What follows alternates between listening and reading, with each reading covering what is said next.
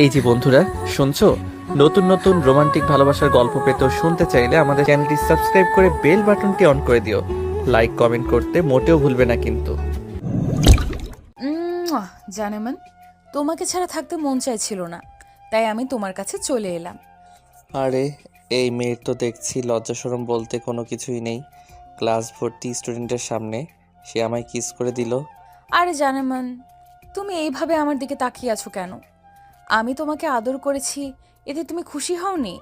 আচ্ছা নীলা, তুমি নিজেই আমাকে একটা কথা বলো, এটা কোন ধরনের দুষ্টামি? এখানে আমি ক্লাস করছি আর এখানে তুমি চলে এলে কেন? নীলের কাছ থেকে এমন কথা শুনে নীলা কিছু বলতে চাইছিল, কিন্তু নীলা সেই সুযোগটা পেলাম না। তখনই নীলের ম্যাডাম মানে নীলের মা বলতে লাগলো, এসব কি হচ্ছে কি নীলা? তুমি কি পাগল হয়ে গেছো নাকি? তুমি এই ছেলেটাকে কিস করলে কেন? মা, এটা আমাদের দুজনের পার্সোনাল ব্যাপার, তাই আমি আশা করব তুমি আমাদের দুজনের মাঝে ঢুকবে না। নীলা, এইটা আমাদের ক্লাসরুম। এখানে আমাদের ম্যাডাম আমাদের ক্লাস নিচ্ছেন। তুমি ক্লাস ভর্তি স্টুডেন্টের সামনে এরকম আচরণ করতে পারো না।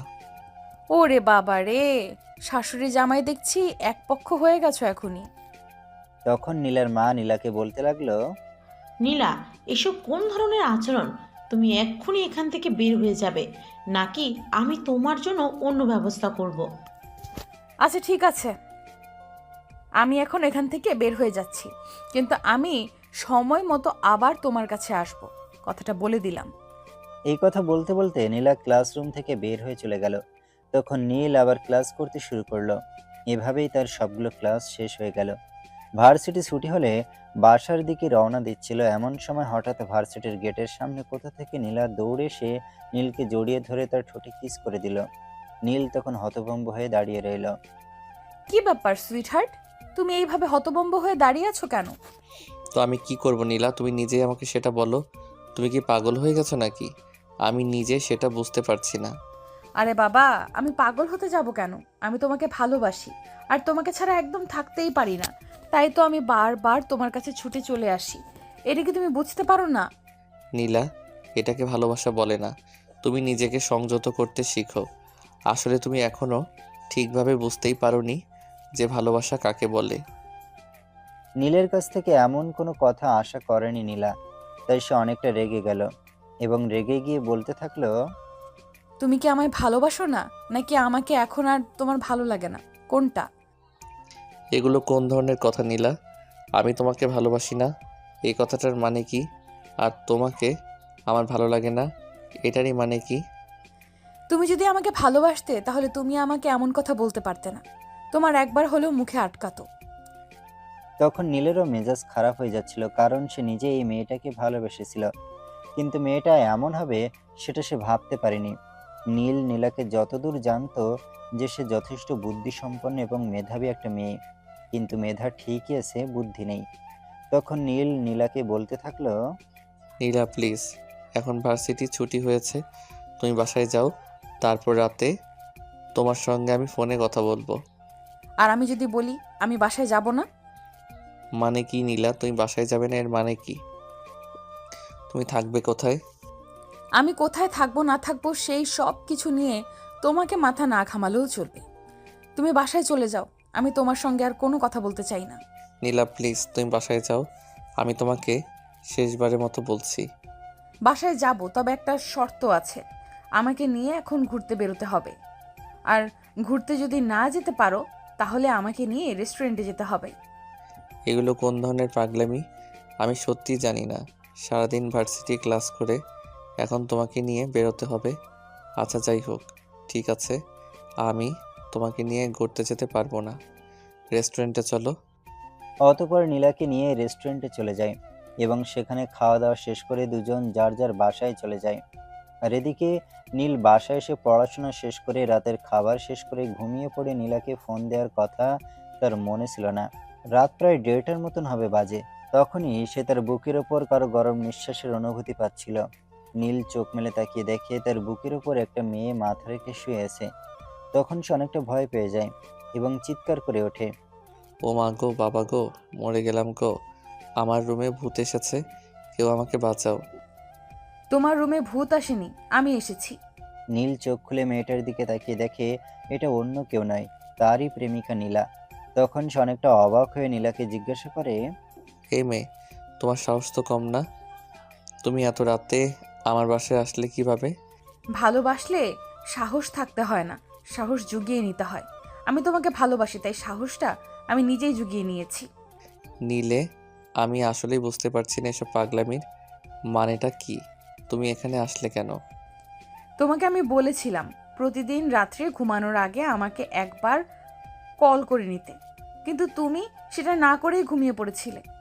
উফ মাগো, তুই মানুষ নাকি অন্য কিছু আমি সেটাই বুঝতে পারছি না। আমার মনে ছিল না তোমাকে ফোন করতে, তাই বলে তুমি আমার বাসায় চলে আসবে? হ্যাঁ, বাসায় তো চলেই আসবো। তুমি তো খুব ভালো করেই জানো ঘুমানোর আগে তোমার কথা না শুনলে আমার ঘুম আসে না। ঠিক তখনই রুমের দরজায় কারো গলার আওয়াজ শুনতে পাচ্ছিলাম। এই নীল নীল, কি হয়েছে তোর? এইভাবে চেঁচামেচি করছিলি কেন? কিছু দেখে ভয় পেয়েছিস নাকি? রুমের দরজা খোল। হায় আল্লাহ, এখন আমি কি করব? আমার মা যদি এখন রুমের ভিতরে আসে তাহলে তো নীলাকে দেখতে পাবে, আর নীলাকে যদি দেখতে পাই তাহলে তো সব কিছু শেষ হয়ে যাবে। নীল এসব কিছু চিন্তা করছিল, আর তার মা দরজার বাইরে থেকে বারবার বলেই যাচ্ছিল দরজা খোলার জন্য। তখন নীল নীলাকে ওয়াশরুমে ঢুকিয়ে দিল এবং তারপর ঘুমের ভান করে চোখ ডলতে ডলতে দরজার কাছে এসে দরজা খুলতে খুলতে বলল, কি হয়েছে মা? এত রাতে তুমি আমার রুমে এসেছো কেন? আমি তো রুমে আসলাম কেন? তুই তো একটু আগেই চেঁচামেচি করছিলি। তোর রুমে নাকি ভূত এসেছে। তুই কি দুঃস্বপ্ন দেখছিলি নাকি? হ্যাঁ, হয়তো সেরকমটাই হয়েছিল। আচ্ছা যাও তুমি, এখন আমার খুব ঘুম পাচ্ছে, আমি ঘুমাবো। আচ্ছা ঠিক আছে, আমি এখন চলে যাচ্ছি। তুই রুমের দরজা লাগিয়ে তারপর ঘুমিয়ে পড়। মা চলে যাওয়ার পর আমি একটা দীর্ঘশ্বাস ফেলে দরজাটা লাগিয়ে দিলাম, আর তখনই নীলা দৌড়ে এসে আমাকে জড়িয়ে ধরলো। উফ, তুমি না পারো বটে। আমার জন্য এত বড় একটা মিথ্যা কথা বলবে? তো আমি কি করব? তুমি নিজেই সেটা বলো। এখন যদি আমি বলতাম তুমি এত রাতে আমার বাসায় চলে এসেছো, তখন কি হতো সেটা তুমি জানো। তুই তো আমার মায়ের সম্পর্কে কোনো আইডিয়াই রাখো না। তখন নীলা অনেকটা ন্যাকা কণ্ঠ নিয়ে বলতে লাগলো, দেখো, আমিও তো সবকিছু জানি না, আর জানতেও চাই না। আমি জানি শুধু তোমায় ভালোবাসি। নীল, জাস্ট স্টপ দিস ননসেন্স। হ্যাঁ ঠিক আছে, এখন তুমি বাসায় চলে যাও। বাসায় যেতে পারবো না, কারণ আমি ড্রাইভারকে গাড়ি দিয়ে পাঠিয়ে দিয়েছি। আমি ড্রাইভারকে বলে দিয়েছি আজ রাতে আমি তোমার এখানেই থাকবো, তাই ড্রাইভার চলে গেছে। এই মেয়ে, তুমি এসব কি বলছো? তুমি একটা অবিবাহিত মেয়ে হয়ে একটা অবিবাহিত ছেলের সঙ্গে একই রুমে থাকবে? কথাটা বলতে তোমার লজ্জা করছে না? লজ্জা করবে কেন? আমি কি অন্য কারোর সঙ্গে থাকছি নাকি? আমি আমার বয়ফ্রেন্ডের সঙ্গেই থাকছি, যাকে আমি ভবিষ্যতে বিয়ে করব। আচ্ছা তুমি আমাকে একটা কথা বলো তো, তুমি যে এখানে এসেছো সেটাকে মায়ের সঙ্গে বলে এসেছো? আমি আমার জানেমানের সাথে রোম্যান্স করতে যাব, সেটা কি আমার মায়ের সঙ্গে বলে আসতে হবে নাকি? ও আচ্ছা, তাহলে ঠিক আছে, আমি এক্ষুনি তোমার মাকে ফোন দিয়ে সব কিছু বলে দিচ্ছি।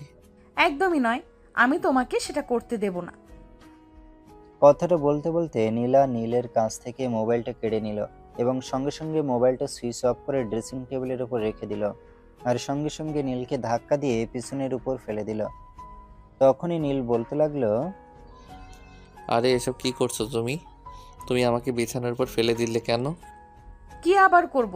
যেটা করতে এসেছি সেটাই তো করব, আর অন্য কিছু তো আর করব না। মানে তুমি কি করতে এসেছো? আমি তো সেটাই জানতে চাইছি। আমি তো কিছুতেই বুঝতে পারছি না যে তুমি কি করতে এসেছো। তোমার সাথে রোম্যান্স করতে। আমি নীলাকে ধাক্কা দিয়ে সরিয়ে উঠে বসলাম। কি ব্যাপার, তুই আমাকে ধাক্কা দিলি কেন? আমার কথাটা তোমার ভালো লাগেনি বুঝি? সেটা তুমি নিজেই চিন্তা করে দেখো, তুই ভালো লাগার কথা বলেছো নাকি খারাপ লাগার কথা বলেছো? তখন নীলা শয়তানি মার্কা একটা হাসি দিয়ে বলতে লাগলো, জানেমান, এখন আমি যেটা করতে এসেছি আমাকে যদি তুমি সেটা করতে না দাও, তাহলে আমি চেঁচাতে শুরু করব, আর তখন তোমার বাবা মা এখানে চলে আসবে, আর ঠিক তখনই কিন্তু আমি তোমার পর্দা ফাঁস করে দেব। মানে এসব কি বলছো তুমি? আমি কিন্তু কিছুই বুঝতে পারছি না। তুমি বুঝতে পারছো না এর মানেটা কি গো? বুঝতে পারছি না মানে আমি বুঝতে পারছি না, আর যেটা আমাকে বলতে চাই তুমি এক্ষুনি এখান থেকে চলে যাও। আরে বাবা, বললাম তো যাব না আমি। রোম্যান্স করতে এসেছি, রোম্যান্স করব। অসম্ভব, এটা কোনোভাবেই সম্ভব নয়। তোমার লজ্জাশরম না থাকতে পারে, আমার লজ্জাশরম আছে। কাল সকালে যখন তুমি আমার বাসা থেকে বের হয়ে যাবে, তখন সেটা 5 জন দেখবে। দেখুক, তাতে আমার কিচ্ছু যায় আসে না। কিন্তু আমার যায় আসে। এলাকায় আমার এবং আমার পরিবারের মান সম্মান বলতে একটা কথা আছে। কিন্তু নীলা বড্ড ফাজিল টাইপের একটা মেয়ে। তার যেটা মাথায় আসবে সেটাই করবে। তখন সে নীলের ঠোঁটে আঙুল দিয়ে বলতে লাগলো, একদম চুপ। তুমি আর একটাও কোনো কথা বলবে না। আমি তোমাকে যেটা বলেছি সেটাই তোমাকে মানতে হবে। নীলা, প্লিজ স্টপ দিস ননসেন্স। কিন্তু নীলা সেই কথা না শুনে নীলকে ধাক্কা দিয়ে বিছানার উপর ফেলে দিয়ে তার বুকের উপর উঠে বসলো এবং তার কানের কাছে হাত নিয়ে আস্তে আস্তে সেটা গলার দিকে নামাতে নামাতে বলতে লাগলো, সবাই বিয়ের পর যেটা করে আমরা না হয় আগে থেকে সেটা করি। তখন নীল অনেকটা ধমকের স্বরে বলতে লাগলো, নীলা, তুমি এখান থেকে যাবে নাকি যাবে না? বললাম তো যাব না। তারপর আমি কিছু একটা বলতে চাইছিলাম, কিন্তু নীলা আমাকে সেই সুযোগ না দিয়ে আমাকে কিস করতে শুরু করলো এবং আমার শরীরে আদর করতে শুরু করলো। একটা মেয়ের কাছে একটা ছেলে নিজেকে ধরে রাখলেই আর কত রাখতে পারে, হাজার হোক তার তো পুরুষত্ব বলে একটা জিনিস আছে।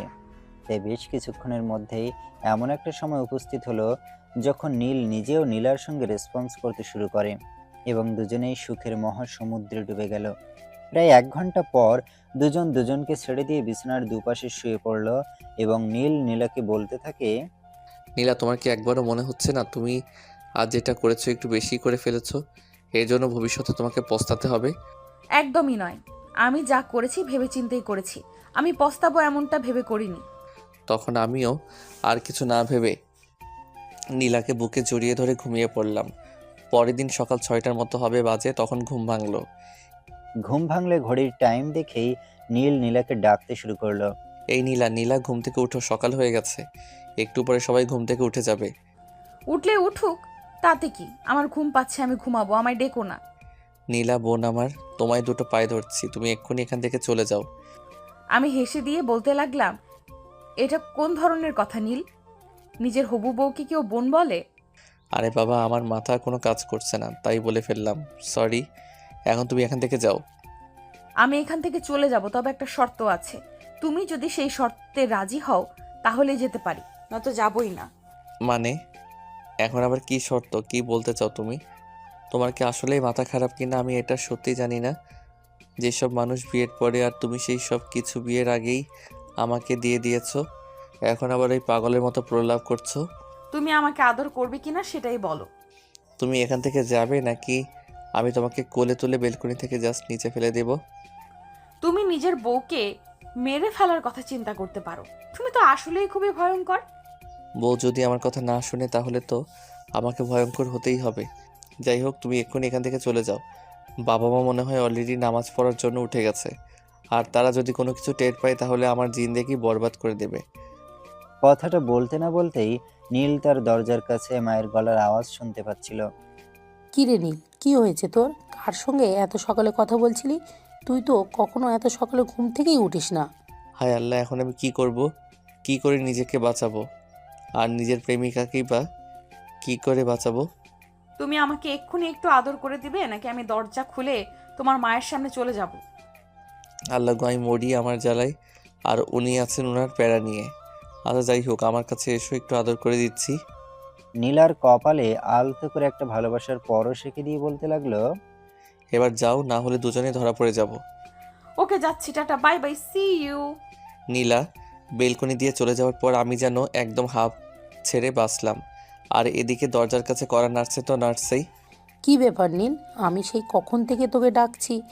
আমি তোর গলার আওয়াজ শুনতে পাচ্ছি আর তুই আমার গলার আওয়াজ শুনতে পাচ্ছিস না। কথা বলছিস না কেন? কার সঙ্গে কথা বলছিলি রুমের ভিতর? কোনো রকমে নিজেকে সামলে নিয়ে মায়ের সামনে দাঁড়ালাম। তখন মা আমায় বলল, কী ব্যাপার, সেই কখন থেকে শুনছি তুই রুমের ভেতরে কারোর সঙ্গে কথা বলছিস। কার সঙ্গে কথা বলছিলি? এই পাগলি মার্কা প্রেমিকার জন্য কত মিথ্যা কথা বলতে হবে সেটা আল্লাহই ভালো জানে। তখন নীল তার মাকে বলতে লাগলো, মা তুমি যে কি বলো না, আমি এত সকালে আবার কার সঙ্গে ফোনে কথা বলবো? তুমি তো দেখছি এখন সবসময় একটু বেশি শুনছো। আমি একদম বেশি শুনিনি। আমি আর তোর বাবা নামাজ পড়তে রুম থেকে বের হচ্ছিলাম, একটু হাঁটতে যাব, তখনই আমরা দুজনেই শুনেছি। ও আচ্ছা, তাহলে তোমরা হাঁটতে যাবে? ঠিক আছে, হাঁটতে যাও, আমায় বিরক্ত করা ছেড়ে দাও। তার মানে তুই এটা বলতে চাইছিলি আমরা তোকে বিরক্ত করছি? হ্যাঁ করছি তো, মাঝরাতে ঘুম ভাঙিয়ে বলছো চিৎকার করছি কেন, এখন ঘুম ভাঙিয়ে বলছো কার সাথে গল্প করছি। এই কথা বলে মায়ের সঙ্গে কোনো রকমে কথা কাটিয়ে রুমের দরজাটা লাগিয়ে দিল নীল এবং তারপর রুমে শুয়ে দিল একটা ঘুম। সেই ঘুম ভাঙল সকাল 9টার দিকে। সকালবেলা যখন ব্রেকফাস্ট টেবিলে বসলো তখন তার বাবা বলতে লাগলো, কি ব্যাপার নীল, তোমার কি হয়েছে? গতকাল মাঝরাতে তোমার রুম থেকে চিৎকারের আওয়াজ শোনা গেল, আবার আজ সকালবেলা যখন হাঁটতে বের হচ্ছিলাম তখন তোমার রুমে কারোর গলার আওয়াজ শোনা গেল। বাবা আমি আসলে বুঝতে পারছি না তোমরা দুজনে আমার সঙ্গে কি শুরু করেছো। এই বলছো তো চিৎকার শুনছো, এই বলছো তো গলার আওয়াজ শুনছো, আসলে কি বলতে চাইছে সেটা বলবে প্লিজ? নীল, তুমি ঠিক করে কথা বলো, ভুলে যেও না তোমার বাবার সঙ্গে কথা বলছো। আই এম সরি বাবা, কিন্তু আমি তোমাদের দুজনের কথার পরিপ্রেক্ষিতে এটা ছাড়া আর কিছুই বলতে পারছি না। আমি পাগল হয়ে গেছি নাকি তোমরা ভুল শুনছো? আচ্ছা ঠিক আছে, যাই হোক, আমরা সেই প্রসঙ্গ বাদ দিই। তোমাকে যেটা বলতে চেয়েছিলাম সেটা বলি। তুমি আবার এখন আমাকে কি বলবে? তুমি কি আমাকে আমার কথাটা শেষ করতে দেবে নাকি তার আগেই তুমি বলবে? তখন নীল তার বাবাকে সরি বলে এবং বলে, হ্যাঁ বাবা তুমি বলো। আমি চাইছি এখন থেকে তুমি পড়াশোনার পাশাপাশি বিজনেসটা দেখাশোনা করো। বাবা আমি আমার পড়াশোনাটাই সামলাতে পারছি না, এখন আবার বিজনেস? হ্যাঁ দেখো, ছেলে একদম ঠিক কথাই বলেছে, এখন তো পড়াশুনো করার সময়, অন্যদিকে মনোযোগ দেওয়ার সময় নয়। কিন্তু দেখো, আমার তো বয়স হয়েছে। হ্যাঁ সে হচ্ছে, সেটা আমি জানি, কিন্তু যতদিন আছো ততদিন সামলাও, তারপর না হয় ছেলে সামলাবে। ওকে, তোমরা মা ছেলে যখন চাইছো না তখন আর কি বলবো, আমাকে তো সামলাতেই হবে, আমি তো আর না সামলে কিছু করতে পারবো না। তখন আর কেউই কোনো কথা বলল না। নাস্তা শেষ করে যে যার মতো কাজে লেগে পড়ল এবং নীল ইউনিভার্সিটির জন্য রেডি হলো। নীল ইউনিভার্সিটি আসতে না আসতে একজন এসে নীলকে বলল, দীপা ম্যাডাম নীলকে ওনার কেবিনে ডাকছেন। তখন নীল আর কোনো দেরি না করে ম্যাডামের কেবিনে চলে গেলেন। May I coming madam? হ্যাঁ, ভিতরে এসো। ম্যাডাম আপনি আমাকে ডেকেছেন কেন, আমাকে কিছু বলবেন নাকি? নীলা কি গতকাল রাতে তোমার বাসায় ছিল? না মানে ম্যাডাম। এভাবে আমতা আমতা করছো কেন? যেটা বলবে সেটা সরাসরি বলো। হ্যাঁ ম্যাডাম, আমি নীলাকে অনেক রিকোয়েস্ট করে বলেছিলাম বাসায় চলে আসার জন্য, কিন্তু সে কোনোভাবেই বাসায় আসেনি। তখন দীপা ম্যাডাম নীলকে বলতে লাগলো, নীল, আমি কি তোমার বাবার সঙ্গে তোমাদের দুজনের বিয়ের বিষয়ে কথা বলবো? ম্যাডাম তাহলে আমার লাইফটা পুরো বরবাদ হয়ে যাবে। নীল তখন সম্পূর্ণ বিষয়টা ম্যাডামকে বুঝিয়ে বলে এবং বলে তাকে পড়াশোনাটা শেষ করে সুযোগ দিতে। ম্যাডাম, হ্যাঁ আমি তোমার সমস্যাটা বুঝতে পেরেছি, কিন্তু নীলা যেসব শুরু করেছে। ম্যাডাম আমি নিজেও সেটা বুঝতে পারছি, কিন্তু আমি কি করব বলেন? এখন যদি আপনি আমার বাসায় বিয়ের প্রস্তাব নিয়ে যান তাহলে আমার বাবা আমাকে পড়াশোনাটা করতে দেবে না। আচ্ছা ঠিক আছে, তুমি এখন যাও, আমি নীলার সঙ্গে আরেকবার কথা বলে দেখি। আমি ম্যাডামের কেবিন থেকে বের হতে যাব, এমন সময় নীলা কোথা থেকে দৌড়ে এসে আমায় জড়িয়ে ধরে বলতে লাগলো, কি ব্যাপার মাই ডিয়ার শাশুড়ির সঙ্গে কি আলোচনা করতে এসেছিলে? আমার বিয়ের বিষয় নাকি? এই মেয়ে তোমার মাথায় কি সব কিছু ছাড়া অন্য কিছু ঢোকে না নাকি? সারাক্ষণ শুধু বিয়ে বিয়ে বিয়ে। এতই যদি বিয়ে করার ইচ্ছা থাকে তাহলে আমাকে বাদ দিয়ে অন্য কাউকে বিয়েটা করে নিলেই তো পারো। অন্য কাউকে বিয়ে করব বলি কি তোমাকে ভালোবেসেছি নাকি? তোমাকে যখন ভালোবেসেছি তখন তো তোমাকেই বিয়ে করব। নীল কিছু একটা বলতে চাইছিল, কিন্তু নীলার মা সেই সুযোগটা না দিয়ে নীল এবং নীলাকে দুজনকে হাত ধরে টেনে নিজের কেবিনে নিয়ে কেবিনের দরজাটা লাগিয়ে দিল এবং নীলাকে বলতে লাগলো, দেখো নীলা, আমি তোমার মা, আশা করি তুমি আমাকে এটা বলবে না যে আমি তোমারে খারাপ কিছু চাই। আমি বলিনি তুমি আমার খারাপ, যখন শুধু বলেছি আমি নীলকে বিয়ে করতে চাই। বিয়ে করতে চাই বললেই তো বিয়ে হয়ে যায় না, তোমাকে সবটা বুঝতে হবে। তখন নীলার মা নীলাকে সম্পূর্ণ বিষয়টা বোঝানোর চেষ্টা করেছিল, কিন্তু নীলা তো সেই এক কথাতেই দাঁড়িয়েছে। তার কাছে যেন বিয়েটাই সব কিছু, যে কোনো পরিস্থিতিতেই হোক তাকে বিয়ে করতেই হবে। মা, আমি কোনো কথাই শুনতে চাই না, নীলকে বিয়ে করতে হবে সেটাই জানি। মা, আমি কোনো কথাই শুনতে চাই না, নীলকে বিয়ে করতে হবে সেটাই জানি। মেয়ের কাছ থেকে এমন কথা শুনে নীলার মা কি করবে কিছুই বুঝতে পারছে না, কিন্তু তারপরও যে করেই হোক মেয়েকে শান্ত করতেই হবে। কারণ নীল বর্তমানে পড়াশোনা করছে, আর তার বাবার ইচ্ছে পড়াশোনা শেষ করে সে বিজনেস দেখাশোনা করবে, তখন তার বিয়ে শাদী নিয়ে চিন্তা ভাবনা করবে। আর সবচাইতে বড় কথা হচ্ছে নীলের বাবা খুবই উগ্র মেজাজের মানুষ, তাই তিনি মেয়েকে বললেন, দেখো নীলা, সব সময় সবকিছু জেদ করে হয় না। নীল তোমাকে ভালোবাসে, সেই কথা সত্য, আর আমি নিজেও সেটা মানি। কিন্তু তাই বলে তুমি এখন যদি বিয়ে করতে বলো, নীল তোমাকে বিয়ে করতে পারবে না। আর এই মুহূর্তে তোমাকে বিয়ে করা তার পক্ষে সম্ভব নয়। তুমি আমার মা হয়ে আমাকে এমন কথা বলছো কি করে? কোথায় তুমি আমাকে আমার ভালোবাসা পেতে সাহায্য করবে সেটা না করে তুমি উল্টাপাল্টা কথা বলছো। আমি তোমাকে একটিও উল্টো কথা বলছি না। আমি যেটা বলছি একদম ঠিক কথাই বলছি, শুধু তোমার বুঝে নিতে সমস্যা হচ্ছে। তখন নীলা তার মায়ের সঙ্গে অনেক রাগারাগি করে, কেননা তার মা এই মুহূর্তে তাকে বিয়ে দিতেও রাজি নয়, আর নীলের ব্যাপারেও বেশ কিছু কথা বলেছেন। তাই এক পর্যায়ে নীলা তার মাকে বলে, মা, আমি আর তোমার সঙ্গে থাকবো না, এমনকি এই শহরেই থাকবো না।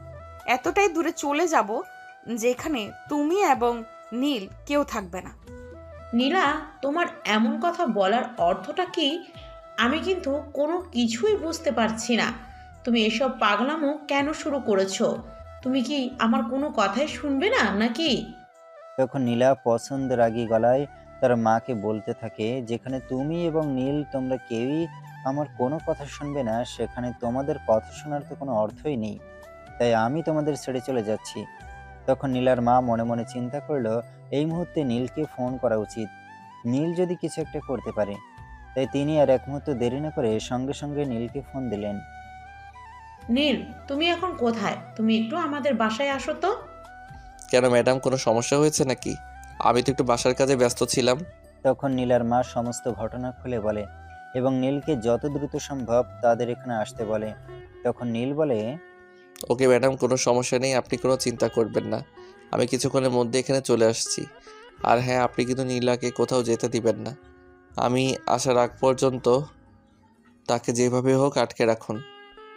কথাটা বলতে বলতে নীল ফোনটা কেটে দেয় এবং কিছুক্ষণের মধ্যেই সে বাইকে করে নীলাদের বাসা পর্যন্ত পৌঁছে যায়।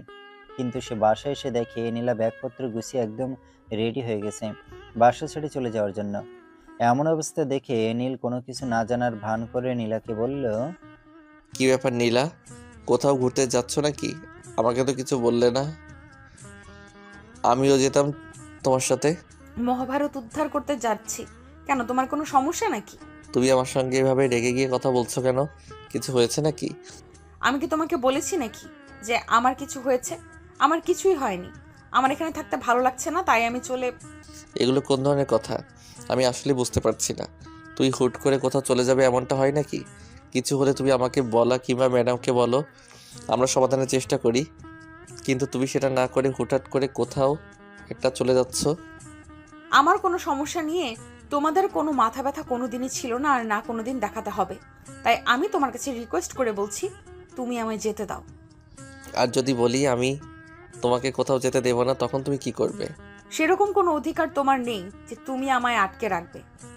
এসব কথার মানে কি নীলা? আমি কিন্তু কোনো কিছুই বুঝতে পারছি না। কোনো কিছু বোঝার চেষ্টাও করো না, এটাই আমি চাই। যাই হোক, আমায় যেতে দাও। আরে বাবা, তুই কোথায় যাবে সেটা তো আমাকে বলবে। তখন নীলা প্রচন্ড রকম রাগ দেখাচ্ছিল তার মা এবং তার প্রেমিককে। কেউই তাকে কোনো কথা শোনাতে পারছিল না। অবশেষে বাধ্য হয়ে নীল বলল, আচ্ছা শোনো, আমি তোমায় বলছি যে তুমি যে বিষয়টা নিয়ে রাগারাগি করছো আমি সেটা বুঝতে পেরেছি, কিন্তু দেখো, তোমাকেও তো বুঝতে হবে আমি আমার বাবা মায়ের একমাত্র আদরের রাজপুত্র। আমার বাবা মা অনেক কষ্ট করে আমায় লালন পালন করে মানুষ করেছেন। হ্যাঁ রে বাবা, আমি তো সেটা বুঝতে পেরেছি, এবং তোমাকে তো বলেছি তুমি তোমার বাবা মা আর ফ্যামিলি নিয়েই থাকো, আমাকে নিয়ে কোনো চিন্তা করতে হবে না। আর যাতে চিন্তা করতে না হয় সেই ব্যবস্থাই তো করছি। দেখো নীল, এবার তুমি বলো আমার কি করা উচিত। এমন পাগল মেয়ে আমি কিভাবে যে জন্ম দিলাম সেটাই বুঝতে পারছি না। ও তাই নাকি? তাহলে তো বিষয়টা বাবা বেঁচে থাকতে বাবার কাছে আমার জিজ্ঞেস করা উচিত ছিল, বাবা কিভাবে তোমার সঙ্গে প্রেম করে তোমায় বিয়ে করেছিল। ও ম্যাডাম, তার মানে আপনাদের বিয়েটাও প্রেম করেছিল, তাই না?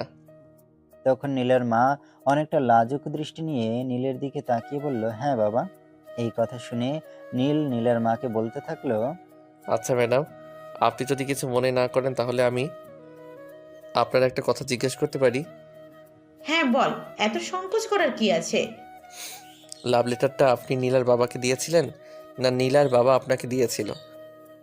তখন নীলার মা বলতে থাকলো, যদিও লাভ লেটার নীলার বাবা দিয়েছিল, কিন্তু তার প্রতি ইন্টারেস্টেড আমারই বেশি ছিল। আমি তাকে ফলো করতাম এবং তার বন্ধুদেরকে দিয়ে বিভিন্ন মেসেজ দিতাম। একটা সময় সে সেটা বুঝতে সক্ষম হয় এবং বুঝতে পারে যে আমি তাকে সরাসরি বলতে একটু সংকোচ বোধ করছি।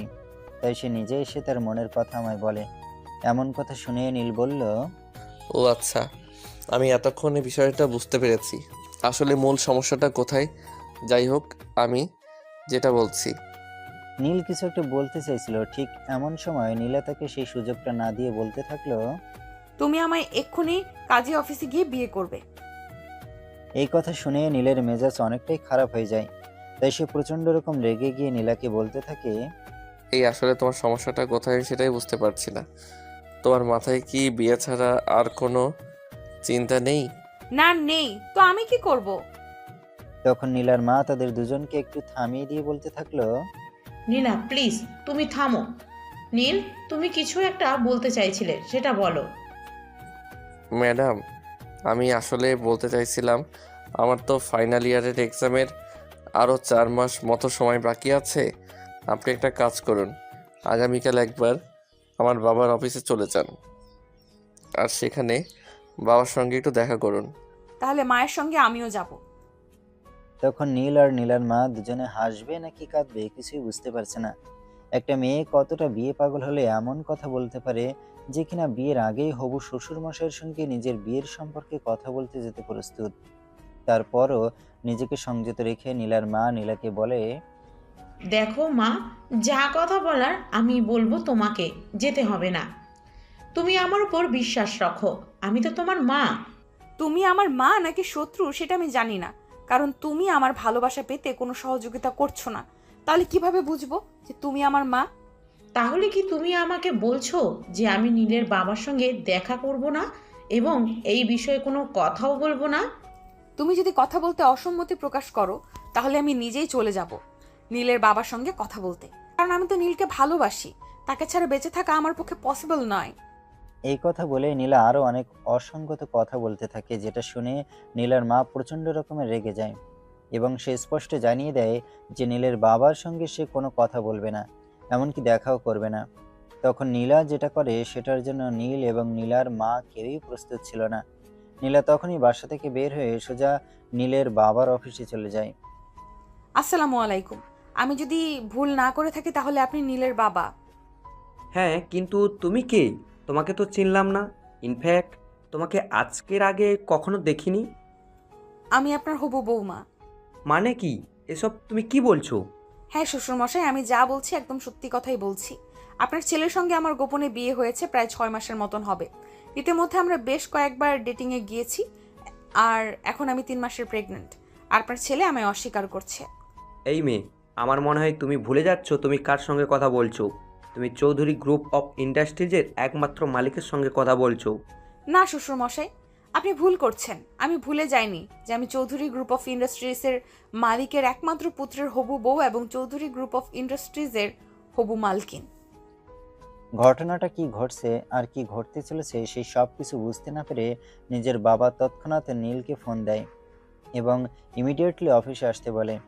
বাবার ফোন পেয়ে নীল কিছুটা হলেও বিষয়টা আন্দাজ করতে পারে, তাই সে একা যায়নি, সঙ্গে নীলার মাকেও নিয়ে যায় এবং কিছুক্ষণের মধ্যে অফিসে পৌঁছে সে দেখতে পারে তার বাবার অগ্নিমূর্তি। নিজের বাবার এমন রাগান্বিত চেহারা দেখে নীল অনেকটা ভয় পেয়ে যায় এবং সে বুঝতে পারে তার সঙ্গে হয়তো খারাপ কিছু হতে চলেছে। তাই সে বাবাকে কোনো কথাই বলছিল না, চুপচাপ বাবার কেবিনের এক কর্নারে দাঁড়িয়েছিল। এমন সময় চেয়ার থেকে উঠে দাঁড়িয়ে নীলা বলতে থাকে, কি ব্যাপার নীল, তুমি তোমার বাবাকে ভয় পাচ্ছ কেন? কেন বলছো না আমাদের রিলেশনের কথা? কেন বলছো না তোমার সন্তান আমার পেটে? কথাটা বলা শেষ করার আগেই নীলার মা নীলার গালে ঠাস ঠাস করে বেশ কয়েকটা থাপ্পড় মেরে তারপর নীলাকে বলতে থাকলো, জীবনে কি পাপ করেছিলাম সেটা আমি জানি না, কিন্তু সেই পাপের ফল যে তুই, সেটা আমি খুব ভালো করেই বুঝতে পারছি। তা না হলে হয়তো আমার সঙ্গে এরকমটা কখনোই হতো না। আরে এক্সকিউজ মি ম্যাম, আপনি তো নীলের ইউনিভার্সিটির ইংলিশ প্রফেসর। হ্যাঁ মিস্টার চৌধুরী, আপনি একদম ঠিক ধরতে পেরেছেন। আমি নীলের ইউনিভার্সিটির ইংলিশ প্রফেসর। আর আপনার সামনে যে অসভ্য মেয়েটাকে দেখতে পাচ্ছেন, সে আমার একমাত্র কন্যা। এসব আপনি কি বলছেন? আমি কিছুই বুঝতে পারছি না। আমার মেয়ে যা বলছে একদম সব মিথ্যে কথা বলছে। নীল সেরকম ছেলেই নয়, তার সম্পর্কে আমার যথেষ্ট আইডিয়া আছে। তখন নীলার মা সমস্ত ঘটনা নীলের বাবাকে খুলে বলে। সবকিছু শুনে নীলের মাকে নীলের বাবা বলে, দেখুন, এখানে যে আপনার মেয়ের একার দোষ সেটা আমি বলছি না, আমার ছেলেরও দোষ আছে। তাই মনে হয় সাজা দুজনেই প্রাপ্য। কিন্তু তারপর নীলের বাবা নীলের মায়ের কথায় বাধা দিয়ে বলতে থাকে, দেখুন, আপনার মেয়েকে আমার বাড়ির বউ করে আনতে আমার কোনো সমস্যা নেই। তবে একটা কথা বলার আছে, আমি চাই না আমার ছেলে সেটেল হওয়ার আগে কিছু একটা করুক। কারণ আমি চাই না আমার মতোই আমার ছেলের সেটেল হোক, তারপর না হয় নিজের লাইফ নিয়ে ডিসিশন নিক। সেটা সম্ভব নয় শ্বশুরমশাই। আপনি যদি এই মুহূর্তে আমাদের বিয়ে দিতে অসম্মতি জানান, তাহলে আমি আজকেই আপনার বাড়িতে চলে যাব এবং আপনার ছেলের সঙ্গে থাকব। আমি আপনার ছেলেকে ছেড়ে থাকতে পারবো না। কি বলবো কিছুই বুঝতে পারছি না। আর কিছু বললে তারপর বাবার রিয়াকশন কেমন হবে সেটা আমি জানি না। তাই আমার মনে হয় আমার নীরব দর্শক হয়ে দাঁড়িয়ে দাঁড়িয়ে সব কিছু দেখে যাওয়াই ভালো। আর সেই কারণেই নীল কোনো কিছু বলল না, চুপচাপ দাঁড়িয়ে রইল। কারণ নীলা না জানুক, নীল তার বাবাকে খুব ভালো করেই জানে। তার বাবা প্রচণ্ড রাগী, জেদি আর একগুঁয়ে। তার বাবার যখন যেটা ভালো মনে হয় সেটাই করেন। তিনি যেটা সিদ্ধান্ত নেন তার বাইরে তিনি কোনো কিছুই করেন না। তাই এখানে কোনো মতামত পেশ করলেও সেটা কার্যকর হবে না। পরিস্থিতির এমন ব্যাঘাতিক অবস্থা দেখে নীলার মা বলে, দেখুন মিস্টার চৌধুরী, এই মুহূর্তে আমি আপনাকে কোনো সাজেশন দেব না। শুধু এটুকু বলবো, আপনার যেটা ভালো মনে হয় আপনি সেটাই করেন। কারণ পরিস্থিতি আমার হাতের নাগালের বাইরে চলে গেছে। তখন নীলের বাবা নীলার মাকে কোনো উত্তর না দিয়ে সোজা নীলার দিকে তাকিয়ে নীলাকে প্রশ্ন করে, তুমি কি চাও এই মুহূর্তে তোমাকে আমি আমার বাড়ির বউ বানিয়ে নিয়ে যাই? হ্যাঁ শ্বশুরমশাই, আমার তো এই মুহূর্তে এইটাই ইচ্ছে যে আপনাকে একটা নাতি নাতনি উপহার দেই। নীলার এমন দ্বারা কথা শুনে নীল ও নীলার মা দুজনেই হতভম্ব হয়ে দাঁড়িয়েছে। তারা কি বলবে কোনো কিছুই ভেবে পাচ্ছে না, এমনকি তাদের মুখে কোনো কথাও আসছে না। তখন নীলের বাবা বলতে লাগলো, আর আমি যদি বলি তোমাকে আমি কোনোদিনও আমার ছেলের বউ হিসেবে বাড়িতে নিতে পারবো না, তখন তোমার কি উত্তর হবে? আপনি যদি এমনটাই বলেন, তাহলে আমার অন্য কিছু ভেবে নিতে হবে। আমাকে হয়তো আপনার ছেলেকে নিয়ে অন্য কোথাও উঠতে হবে, কারণ আমি তো আপনার ছেলেকে ছাড়া থাকতে পারবো না। এটা তোমার ভালোবাসা না, আবেগ। আপনি যেটা দেখছেন সেটাই। আপনার যদি মনে হয় এটা ভালোবাসা, তাহলে এটা ভালোবাসা। আর যদি মনে হয় আবেগ, তাহলে এটা আবেগ। তখন নীলের বাবা মাথা নিচু করে বেশ কিছুক্ষণ চিন্তা ভাবনা করলো এবং বেশ কিছুক্ষণ চিন্তা ভাবনা করে নীল এবং নীলাকে দুজনকে বলতে লাগলো, আমি তোমাদের দুজনকে বিয়ে দিতে শুধুমাত্র একটা শর্তেই রাজি আছি। কি যে বলেন না শ্বশুরমশাই, আপনি একটা কেন হাজারটা সত্য দেন। আমি সেই শর্ত মানতে রাজি আছি, কিন্তু তার বিনিময়ে শুধুমাত্র আপনার ছেলেকে চাই। আচ্ছা নীলা, আমি কোনোভাবে বুঝতে পারছি না তুমি কি এমন আমার মধ্যে দেখেছো যেটার জন্য তুমি আমাকে ছাড়া অন্য কাউকে বিয়ে করতে পারবে না? অন্য কারো মধ্যে তো আর তোমার তুমিটা নেই, আর আমার ভালোবাসাটাও নেই। তাই অন্য কাউকে আমি কেন বিয়ে করতে যাব? তো শ্বশুরমশাই, আপনি আমাদের কবে বিয়ে দিচ্ছেন সেটা বলুন। আজ সন্ধ্যায়। কথাটা বলতে না বলতেই নীলা সেখান থেকে দৌড়ে গিয়ে নীলের বাবাকে সালাম করলো। আর সালাম শেষ করে সঙ্গে সঙ্গে নীলকে জড়িয়ে ধরে বলতে লাগলো, আমার স্বপ্নটা অবশেষে পূর্ণ হতে যাচ্ছে। তখন নীল নীলাকে কোনো রকমে জোর করে নিজের থেকে ছাড়িয়ে বলতে লাগলো, তুই মানুষ নাকি অন্য কিছু? এখানে আমার বাবা তোমার মা দাঁড়িয়ে আছে, আর তাদের সঙ্গে তুমি আমার জড়িয়ে ধরলে তোমার কি একটু লজ্জা করছে না? লজ্জা করবে কেন? আমি কি অন্য কাউকে জড়িয়ে ধরেছি নাকি যে আমার লজ্জা করবে? আমি তো আমার হবু বরকেই জড়িয়ে ধরেছি। এই যে শোনো, আমাদের সামনে রোমান্স না করলেও চলবে। রোমান্স যা করার বিয়ের পর করিও। এখন চলো আমার সঙ্গে শপিং মলে, বিয়ের সমস্ত কেনাকাটা তোমাকেই করতে হবে। এই কথাটা শুনে নীলার চোখ মুখ থেকে যেন আনন্দ উপসে পড়ছে।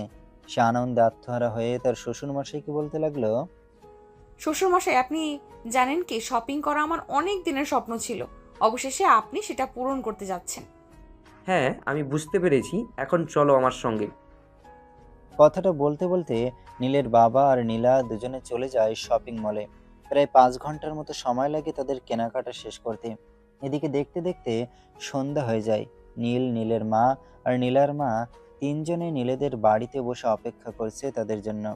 দেখতে দেখতেই নীলা আর তার হবু শ্বশুরমশাই সেখানে এসে পৌঁছে গেল। কি ব্যাপার, তোমরা সবাই এখানে বসে আছো কেন? আমাদের জন্য অপেক্ষা করছেন নাকি?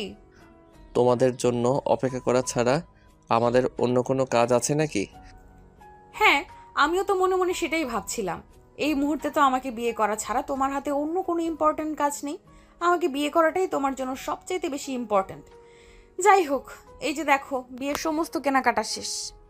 হ্যাঁ, সেটা তো দেখতেই পাচ্ছি। যাই হোক, আমি কি বলবো কিছুই বুঝতে পারছি না। আসলে তোমার মতো বিয়ে পাগল মেয়ে আমার জীবনে আমি দ্বিতীয়টা দেখিনি। দেখুন, আমি আপনাদের সবাইকে উদ্দেশ্য করে বলছি, আমি চাই না আমার বৌমাকে আর কেউ কটাক্ষ করে কোনো কথা বলুক। ছেলের সঙ্গে এখনো বিয়ে হলো না, আর তুমি বৌমার পক্ষ নিয়ে নিয়েছো? তো কি এখনো আমার আঁচল ধরে নাচবো নাকি এটাই তোমার ইচ্ছে? সে তুমি কোনোদিন করনি, আর করতে হবে এমনটাও তোমার কাছ থেকে আশা করি না। তুমি তো একদম আনরোমান্টিক ছিলে। হঠাৎ করে ছেলের বৌমা দেখতে পেয়ে এত রোমান্টিকতা আসছে কোথা থেকে? ওটা হলো কি, শাশুড়ি মা, রোমান্টিক ছেলের বউ পেলে শ্বশুরমশাই তো রোমান্টিক হবেই। সবার কথা বলার ধরন ভঙ্গি দেখে মনে হচ্ছে আমি সবার মাঝখানে কাবাবের হাড্ডি হয়ে গেছি। এখানে আমি একটা উচ্ছিষ্ট বস্তু, যার কোনো প্রয়োজন নেই। তাই নীল কোনো কথাবার্তা না বলে চুপচাপ দাঁড়িয়ে দাঁড়িয়ে সবার কথোপকথন দেখছে আর নিজের ভাগ্যে কি পরিণতি হতে চলেছে সেটাই ভাবছে। তখনই হঠাৎ নীলের বাবা নীলকে বলতে লাগলো, কি ব্যাপার নীল, তুমি ওখানে চুপচাপ দাঁড়িয়ে আছো কেন? তোমাদের দুজনের বিয়ের কেনাকাটা করে নিয়ে এসেছি, তোমার জিনিসগুলো তুমি দেখে নাও। ও আচ্ছা, তোমার দেখছি তোমার ভালোবাসার উপর অনেক কনফিডেন্স আছে। যাই হোক, ভালোবাসার উপর কনফিডেন্স থাকা ভালো। হ্যাঁ শ্বশুরমশাই, সেটা তো হবেই। দেখতে হবে না বিপরীতের মানুষটা কে। হ্যাঁ, সেটা তো দেখছি।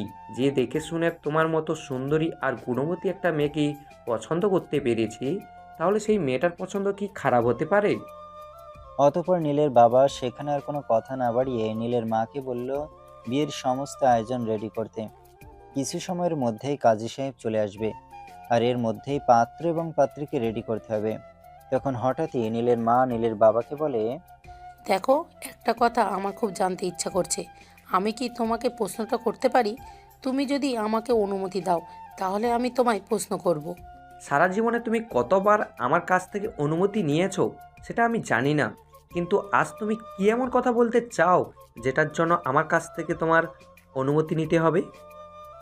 তখন নীলের মা একটু মুচকি হাসি দিয়ে নীলের বাবাকে বলতে থাকে, না, আসলে আমি তোমাকে এটাই বলতে চাইছিলাম। তুমি তো কখনো নিজের সিদ্ধান্তের বাইরে কোনো কিছুই করো না, তাহলে আজ এটা কিভাবে করলে? তখন নীলের বাবা বুঝতে পারে যে ওনাকে কি বলা হচ্ছে, কারণ উনি কখনো এর আগে নিজের সিদ্ধান্ত বদলাননি। তাই এভাবে হুট করে ওনার সিদ্ধান্ত বদলানোর কারণটাই জানা হচ্ছে। তখন নীলের বাবা নীলের মাকে বলে, দেখো, সব সময় সকল সিদ্ধান্তের উপর ডিপেন্ড করে বসে থাকলে হয় না। কিছু কিছু সময় আছে যখন অল্প সময়ের মধ্যেও সিদ্ধান্ত বদলাতে হয়। আর আমি যদি এই মুহূর্তে আমার সিদ্ধান্ত না বদলাতাম, তাহলে হয়তো তোমার ছেলে এত সুন্দর একটা বউ পেতো না, আর আমারও একটা সুন্দরী একটা বৌমা পাওয়া হতো না। যাই হোক, অতঃপর নীলের বাবা সবাইকে বিয়ের আয়োজন শুরু করতে বলে, আর তিনিও কাজে লেগে পড়েন।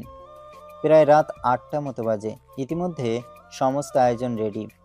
নীল বর সেজে বসে আছে এবং নীলাকেও পার্লার থেকে মেয়েরা এসে সাজিয়ে দিয়ে চলে গেছে। তাই নীলের বাবা কাজী সাহেবকে ফোন করে তাড়াতাড়ি চলে আসার জন্য। কি ব্যাপার কাজী সাহেব, আপনাকে তো বললাম 8টার মধ্যেই চলে আসতে, কিন্তু অলরেডি 8:30 বাজতে চলেছে, আপনি এখনও আসলেন না কেন? আসলে হয়েছে কি, আমি একটু রাস্তায় জ্যামে পড়ে আটকে আছি। আমার পৌঁছাতে আরো 10 মিনিটের মতো সময় লাগবে। ওকে, সমস্যা নেই, যত দ্রুত সম্ভব চলে আসুন। কথাটা বলে নীলের বাবা ফোন কেটে দেয়। এদিকে নীলার তো আর তর সইছে না, কখন কাজে আসবে, কখন তাদের বিয়ে পড়াবে, তাই সে বউ সেজে চলে যায় নীলের কাছে। তখন নীল সাজগোজ সম্পন্ন করে নিজের রুমে বসেছিল। নীলাকে এভাবে দেখে অনেকটাই অবাক হয়ে যায়, তাই সে নীলাকে বলে। কি ব্যাপার, তুমি এখন আমার রুমে এসেছো কেন? তখন নীলা কোনো উত্তর দেয় না। নীলের রুমে তার বেশ কিছু বন্ধু বান্ধব বসেছিল। সে তার বন্ধু বান্ধবের দিকে তাকিয়ে বলে, একটা কাজ করো তো, কাজী সাহেব নাকি রাস্তায় জ্যামে আটকা পড়ে বসে আছেন, তোমরা তাকে গিয়ে নিয়ে এসো। কথাটা বলতে না বলতেই নীলের সকল বন্ধু বান্ধব রুম থেকে বের হয়ে চলে যায়। আসলে তারাও কিছুটা বুঝতে পারে যে এখানে কি হতে চলেছে।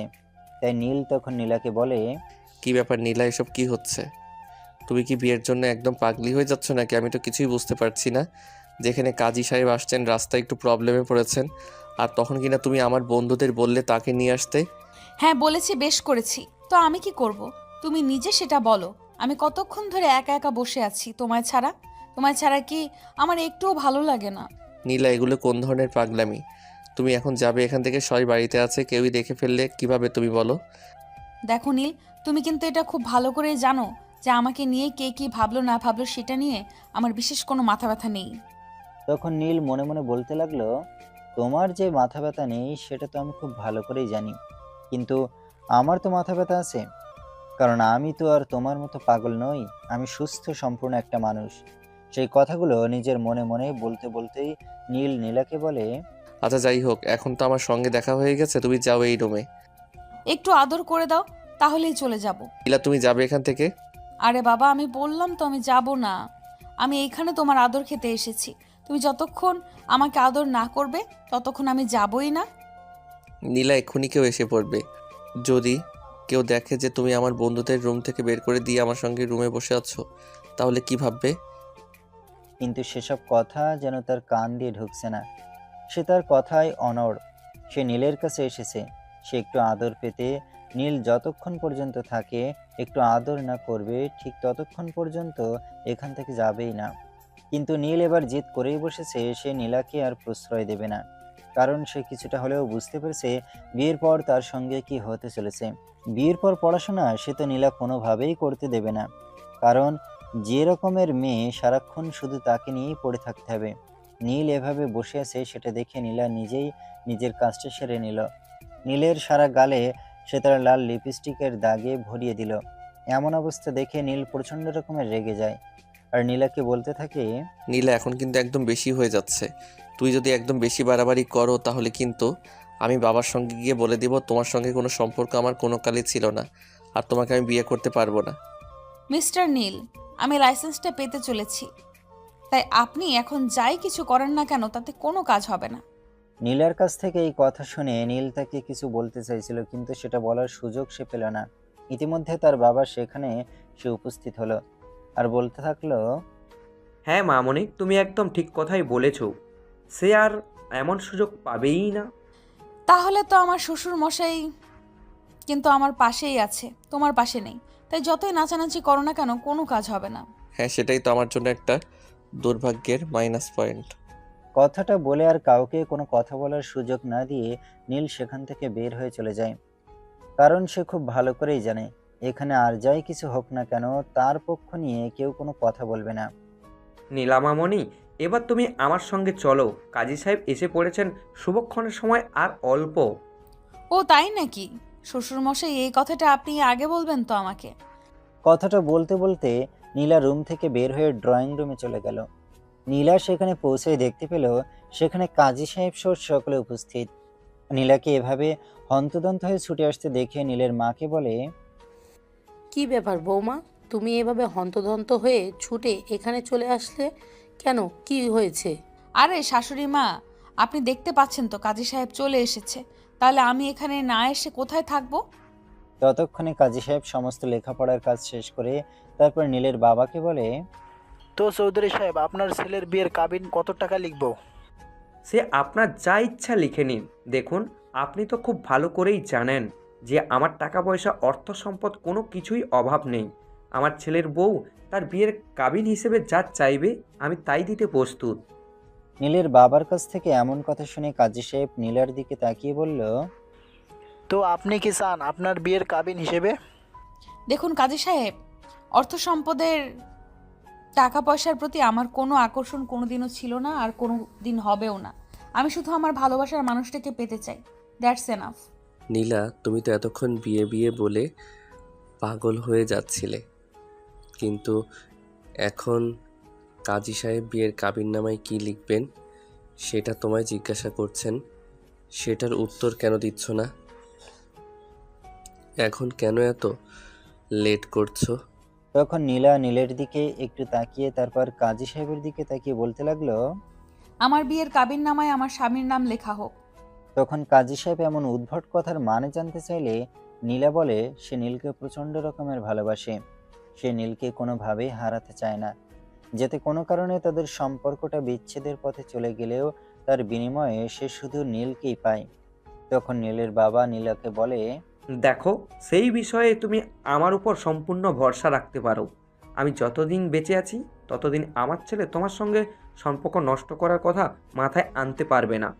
হ্যাঁ শ্বশুরমশাই, সেটা জানি, কিন্তু আপনি যখন থাকবেন না তখন যদি উল্টাপাল্টা কিছু করে, তাই আমি আমার কাবিননামায় এই উক্তিটাই লিখতে চাই। বেশ কিছুক্ষণ ধরে চলছিল এসব আলোচনা, একজনের পর একজন বলেই যাচ্ছে, কিন্তু কেউ কোনো সিদ্ধান্তে পৌঁছাতে পারছে না। তখন পাশ থেকে নীল বলে, দেখো, তোমরা ওর কথায় বাধা দিও না, সে যেটা চাইছে তাকে সেটাই দাও। এই তো দেখছেন, আপনারা কেউ বুঝতে না পারলেও আমার ভালোবাসার মানুষটা কিন্তু আমার মনের কথাটা ঠিকই বুঝতে পেরেছে, কারণ সে জানে আমি তাকে কতটা ভালোবাসি। তাকে ছাড়া বেঁচে থাকাটা আমার পক্ষেও অসম্ভব। হ্যাঁ, আর এটাও খুব ভালো করেই জানি যে আজ থেকে আমার জীবনে নতুন একটা অধ্যায় শুরু হতে চলেছে, যেখানে থাকবে শুধু আমার পরাজয়ের অধ্যায়সমূহ।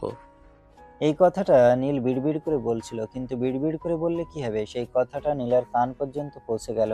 আর সেটা শুনে নীলা হুট করে রেগে যায়, আর নীলের পাঞ্জাবির কলার চেপে ধরে বলে, এই, তোর এত বড় সাহস! তোর সঙ্গে এখনো আমার বিয়ের কাজ সম্পূর্ণই হলো না, আর এখনই তুই এত বড় বড় কথা বলছিস? এই সাহস তুই কোথায় পেলি? নীলার এমন আচরণ দেখে উপস্থিত সবাই হতভম্ব হয়ে এসব কিছু দেখছে, কেউ কিছু বলছে না। তাছাড়া নীলা এরকম আচরণ করবে সেটা কেউ আশাও করেনি। সবাই চুপচাপ দাঁড়িয়ে দাঁড়িয়ে দেখছে। সেটা দেখে পাশ থেকে নীলের বাবা বলে, কি ব্যাপার বৌমা, কি হয়েছে? তুমি এভাবে হুট করে রেখে গেলে কেন? কোনো সমস্যা হয়েছে নাকি সেটা আমায় বলো। তখন নীলার রাগে খটখট করতে করতে শ্বশুরমশাইয়ের দিকে তাকিয়ে বলতে লাগলো, বাবা, আপনার ছেলে এত বড় সাহস কোথা থেকে পেল? সে আমায় বলছে আজ থেকে নাকি তার জীবনের নরক যন্ত্রণা শুরু হতে চলেছে। এই কথা শুনে নীলের বাবারও অনেক বেশি রাগ উঠে যায়। তাই সে নিজের ছেলেকে বলে, কি ব্যাপার, তুমি এই কথা কেন বলছো? তোমরা দুইজন তো দুইজনকে ভালোবাসো, আর সেই জন্য আমি তোমাদের এই ভালোবাসার রূপটাকে বাস্তবে পরিণত করতে চেয়েছি, কিন্তু তাই বলে এসব কি? বাবা, নীলা মিথ্যা কথা বলছে সত্যটা লুকানোর জন্য, কারণ এখানে নীলা ছাড়া অন্য কেউ আমার কথা শুনেনি। দেখো বাবা, আমি এমন কোনো কিছুই বলিনি। তখন নীল তার বাবা সহ উপস্থিত সকলেই বোঝাতে শুরু করেছে নীলা ভুল বলেছে আর নিজের সত্যটা লুকানোর চেষ্টা করে, কিন্তু নীলা প্রচণ্ড রকমের রেগে গেছে। তাই নীল নীলাকে বলে, দেখো নীলা, এখানে সবাই উপস্থিত আছে, আমি যদি তোমাকে এমন কিছু বলতাম তাহলে সেটা সবাই শুনতে পেত। তুমি ভুল কিছু শুনেছ, প্লিজ ওই সব কিছু ভুলে যাও।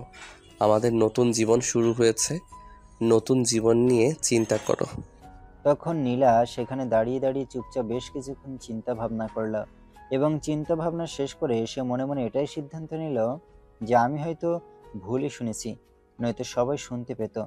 তাই সে নীলকে বলে, আচ্ছা যাই হোক, আমি হয়তো ভুল শুনেছি, I am so sorry, please আমায় ক্ষমা করে দাও, কিন্তু একটা কথা বলার আছে। কি কথা বলতে চাও বলো শুনি। আমরা হানিমুনে কবে যাচ্ছি? তখন নীলাকে বোঝানো শুরু করে যে সামনে তার ফাইনাল ইয়ারের এক্সাম, এই মুহূর্তে ঘুরতে যাওয়াটা ঠিক হবে না, এখন তার পুরোদমে পড়াশোনা করা উচিত। তা না হলে সে ভালো রেজাল্ট করতে পারবে না, কারণ সে বরাবরই ভালো ছাত্র। এখন যদি ভালো রেজাল্ট করতে না পারে তাহলে সেটা তার মান সম্মানে বাঁধবে। কিন্তু নীলা সেসব কথা শুনতে নারাজ।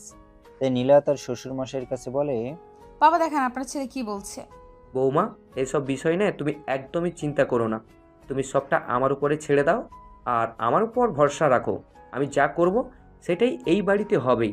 অন্য কারো সিদ্ধান্ত কার্যকর হবে না। হ্যাঁ বাবা, থ্যাংক ইউ। শ্বশুর বৌমার আলাপ আলোচনা শেষ হলে এবার ডাইনিং রুমে চলো। সবার জন্য রাতের খাবার রেডি করা হয়েছে, সবাই খেতে চলো। মা, সবাই খাবে কি না আমি সেটা বলতে পারছি না, কিন্তু আমার দুপুর থেকে এই পর্যন্ত পেটে কোনো কিছু পড়েনি। পেটে আমার ক্ষুধায় ইঁদুর দৌড়াদৌড়ি করছে। আমাকে আগে খেতে দাও, তারপর না হয় অন্য কিছু নিয়ে চিন্তা করা যাবে। ওরে বাবারে, তুমি তো দেখছি বড্ড স্বার্থপর। এই সবে মাত্র বিয়ে করেছো আর এখনই ঘরে যে একটা বউ আছে সেটা ভুলে গেছো, শুধু নিজের পেটের চিন্তা করছো।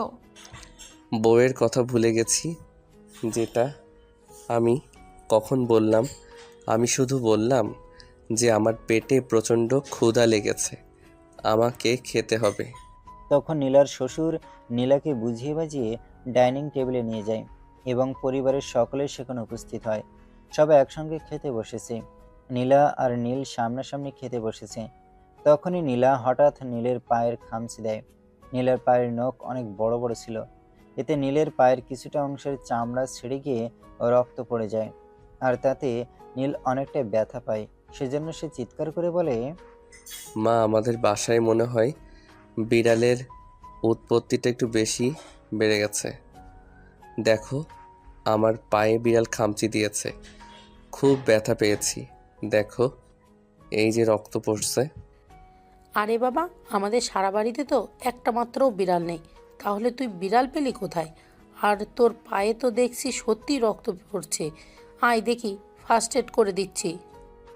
তখন নীল আর কোনো কথা না বলে চুপচাপ তার মায়ের সঙ্গে উঠে অন্য রুমে চলে যায় এবং তার মা সেটাকে ফার্স্ট এইড করে দিলে সে রাতের খাবার না খেয়ে নিজের রুমে চলে যায়।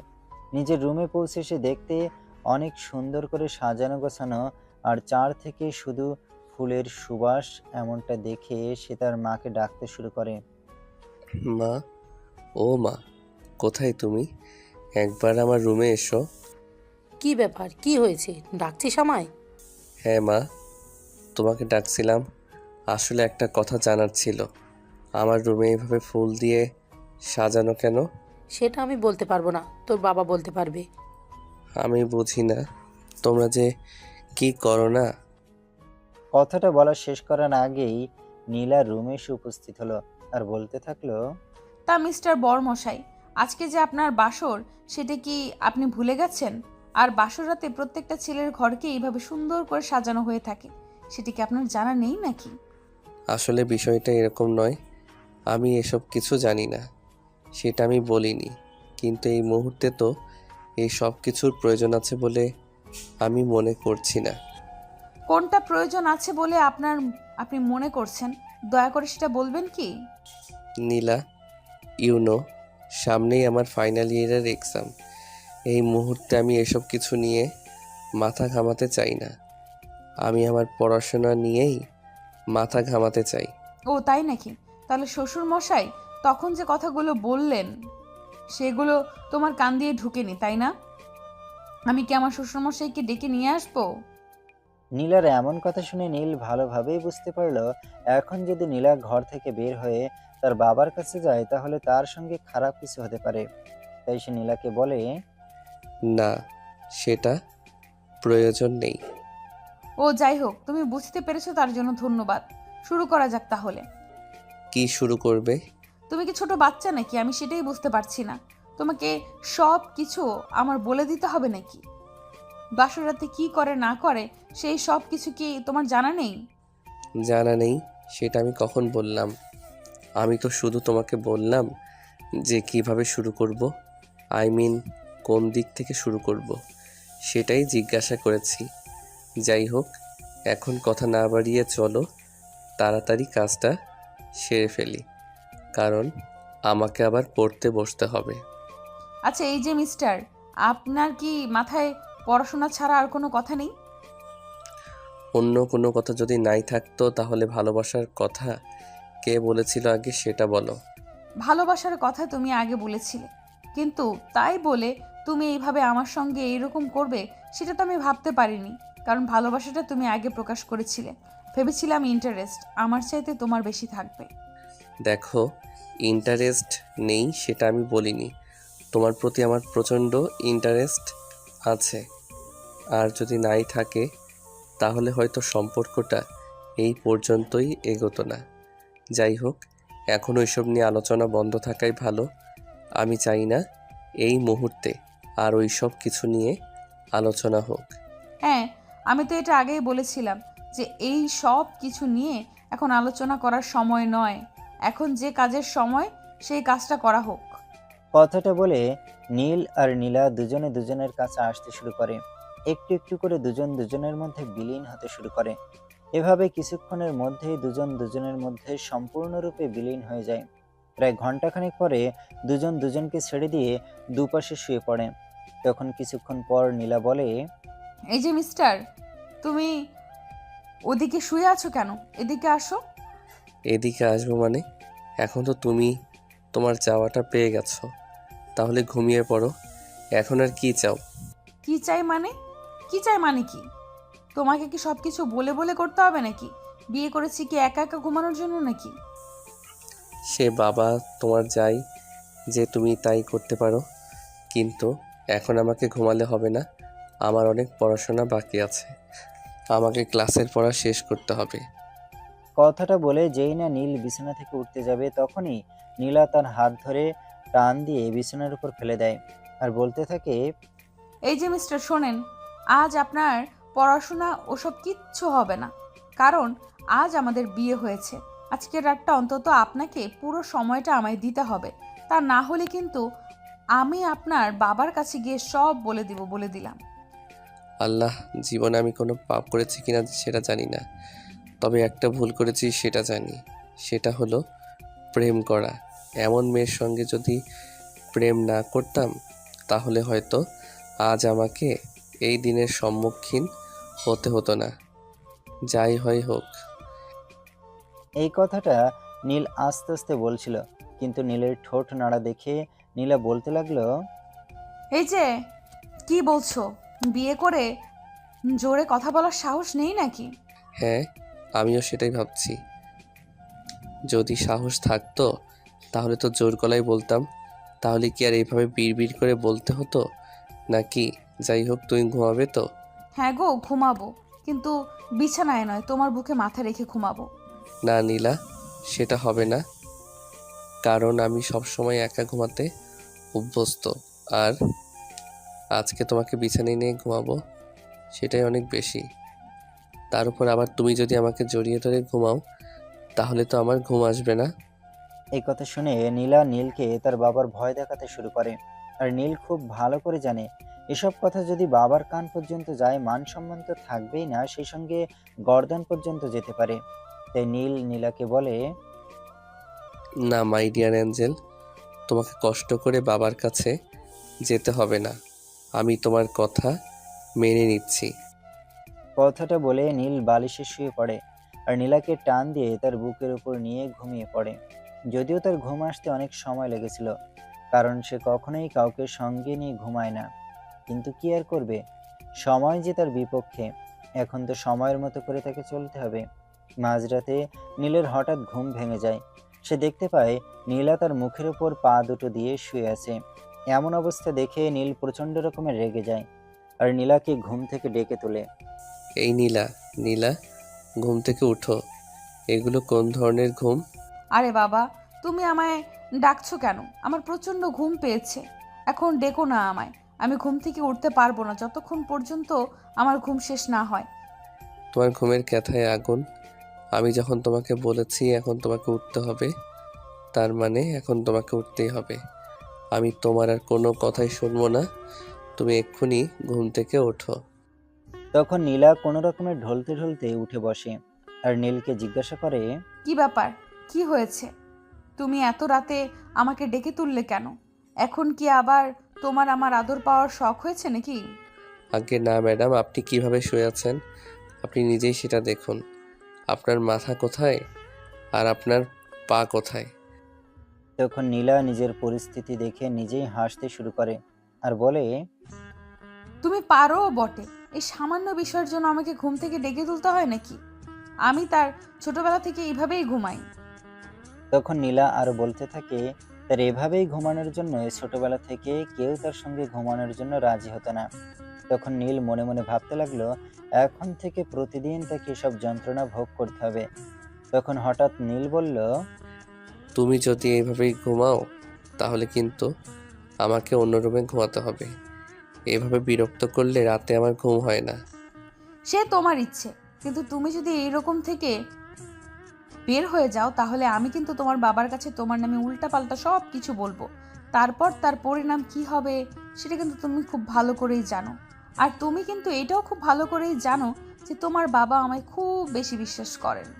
মানে কি এসব তুমি কি বলছো? তুমি এভাবে ঘুমাবে আর আমাকে বাধ্য হয়ে তোমার সঙ্গে ঘুমাতে হবে, এটা হয় নাকি? এভাবে বিরক্ত করলে কারো রাতে ঘুম আসে নাকি? বললাম না, সেটা তোমার ব্যাপার। কারণ আমি তো বিয়ে করেছি একা ঘুমানোর জন্য নয়। তাহলে আমি কেন একা ঘুমাবো? তুমি যদি উল্টাপাল্টা কিছু করো তাহলে তো আমাকে তোমার বাবার কাছে বলতেই হবে। উফ আল্লাহ, তুমি আমায় রক্ষা করো। কথাটা বলতে না বলতেই নীলা সোজা হয়ে বালিশ এসে শুয়ে আমাকে তার বুকের মধ্যে টেনে নিল এবং শক্ত করে জড়িয়ে ধরে ঘুমিয়ে পড়ল। তারপর আবার সকালবেলা যখন নীল ঘুম থেকে উঠে নীলাকে কোথাও খুঁজে পায় না, সে রুমে খুঁজেছে, ব্যালকনিতে খুঁজেছে, এমনকি ভাষার সম্পূর্ণ ছাদ পর্যন্ত খুঁজে এসেছে, কোথাও তার দেখা পাওয়া গেল না। নীল মনে মনে অনেকটা চিন্তিত অবস্থায় বিছানার উপর বসেছিল। এমন সময় হঠাৎ নীলা ওয়াশরুম থেকে চুল মুছতে মুছতে বের হলো। তখন নীলাকে নীল বলে, এই, তুমি এত সকালে ওয়াশরুমে চলে গেছো কেন? আমি তো তোমাকে সারা বাড়িতে তন্ন তন্ন করে খুঁজেছি, কোথাও খুঁজে পাইনি। তুমি আমাকে খুঁজে পাওনি, এটা তোমার ব্যক্তিগত সমস্যা। তাহলে আমি কি করতে পারি? আমাকে কেন বলছো? আর ওয়াশরুমে কেন গেছো সেটা তুমি জানো না নাকি? হ্যাঁ, এটা তো আমি জানি না এত সকালে কেউ ফ্রেশ হয়। এটা তো আমার সত্যি জানা ছিল না। ও তাই নাকি? আচ্ছা ঠিক আছে, এখন একটা কাজ করো, তুমি নিজেও ফ্রেশ হয়ে আসো। আমি ফ্রেশ হয়ে আসবো মানে? নাকি এখন আমার খুব শীত করছে? আমি এখন ফ্রেশ হতে যেতে পারবো না। আর আমি এত সকালে ঘুম থেকে উঠিও না, আমাকে আর একটু ঘুমাতে হবে। কথাটা বলে নীল আরেকবার কম্বল মুড়ি দিয়ে বিছানায় শুয়ে পড়তে চাইছিল, কিন্তু নীলা সেই সুযোগটা না দিয়ে কম্বলটা টান দিয়ে নিয়ে আলমারিতে রাখলো আর নীলাকে বিছানা থেকে টেনে তুলে ওয়াশরুমে পাঠিয়ে দিল। বেশ কিছুক্ষণ পর নীল ঠান্ডায় কাঁপতে কাঁপতে ওয়াশরুম থেকে বের হলো আর বলতে লাগলো, এই শীতের মধ্যে তুমি আমায় গোসল করালে এর পরিণাম কিন্তু ভালো হবে না, বলে দিলাম। তাহলে তোমার কি ইচ্ছে? রাতে বউয়ের সঙ্গে ওসব কিছু করে সকালবেলা গোসল না করে সবার সামনে চলে যেতে? আরে বাবা, ওই সব কিছুকে আমি নিজের ইচ্ছাই করেছি নাকি? তুমি আমাকে অনেক জোর জবরদস্তি করছিলে বলেই তো করেছিলাম। আর সেই জন্য আমাকে গোসল করতে হবে নাকি? এখন যদি তুমি আর একটাও বেশি কথা বলো তাহলে কিন্তু আবার তোমাকে গোসল করানোর বন্দোবস্তটা আমি নিজেই করব। তখন নীল বুঝতে পারে এখানে আর কোনো কথা বললে বিপদ আসন্ন, তাই সে কোনো কথা না বলেই চুপচাপ এখান থেকে চলে যাওয়ার প্রস্তুতি নেয়। আর ঠিক এমন সময় পেছন থেকে নীলা বলে, এই যে মিস্টার, কি ব্যাপার? আপনি মনে হয় এখান থেকে কেটে পড়তে চাইছেন? হ্যাঁ, না মানে আসলে আজ বাড়িতে অনেক গেস্ট আসবে। সকালবেলা শাশুড়ি মা এসে বলে গেছেন বাবা ওনার অফিসের সকল স্টাফকে ইনভাইট করেছেন ওনার একমাত্র ছেলের বিয়ে উপলক্ষে। হ্যাঁ, সেটা না হয় বুঝলাম। তারা আসবে, আসুক। আর তাদের সঙ্গে আমার কি সম্পর্ক আছে? এই একদম আমার মেজাজ খারাপ করবে না বলে দিলাম। তারা আসবে আসুক মানে কি? তারা তোমার সঙ্গে দেখা করতে আসবে। তারা তাদের কোম্পানির নিউ এমডির সঙ্গে দেখা করতে আসবে। কারণ বাবা সিদ্ধান্ত নিয়েছেন এখন থেকে তোমাকে পড়াশোনা আর অফিস দুটোই সামলাতে হবে। মানেটা কি? তুমি 1 মিনিট দাঁড়াও, আমি এক্ষুনি বাবার সঙ্গে কথা বলে আসছি। তখন নীল আর এক মুহূর্ত দেরি না করে তার বাবার রুমে চলে যায় এবং বাবাকে বলতে থাকে, কি ব্যাপার বাবা, আমি এসব কি শুনছি? তুমি যা শুনেছো একদম ঠিকই শুনেছো। তোমাকে এখন থেকে অফিস আর পড়াশোনা দুটো একসাথে সামলাতে হবে। তবে তার মাঝখানে আরও একটা কাজ আছে, সেটা আমি ব্রেকফাস্ট টেবিলেই বলবো। আর হ্যাঁ, একটা কথা, ব্রেকফাস্ট টেবিলে কিন্তু তুমি বৌমাকে নিয়েই জয়েন করবে। হায় আল্লাহ, আমি বিয়ে করলাম নাকি নিজের কপালে নিজেই কুড়াল মারলাম?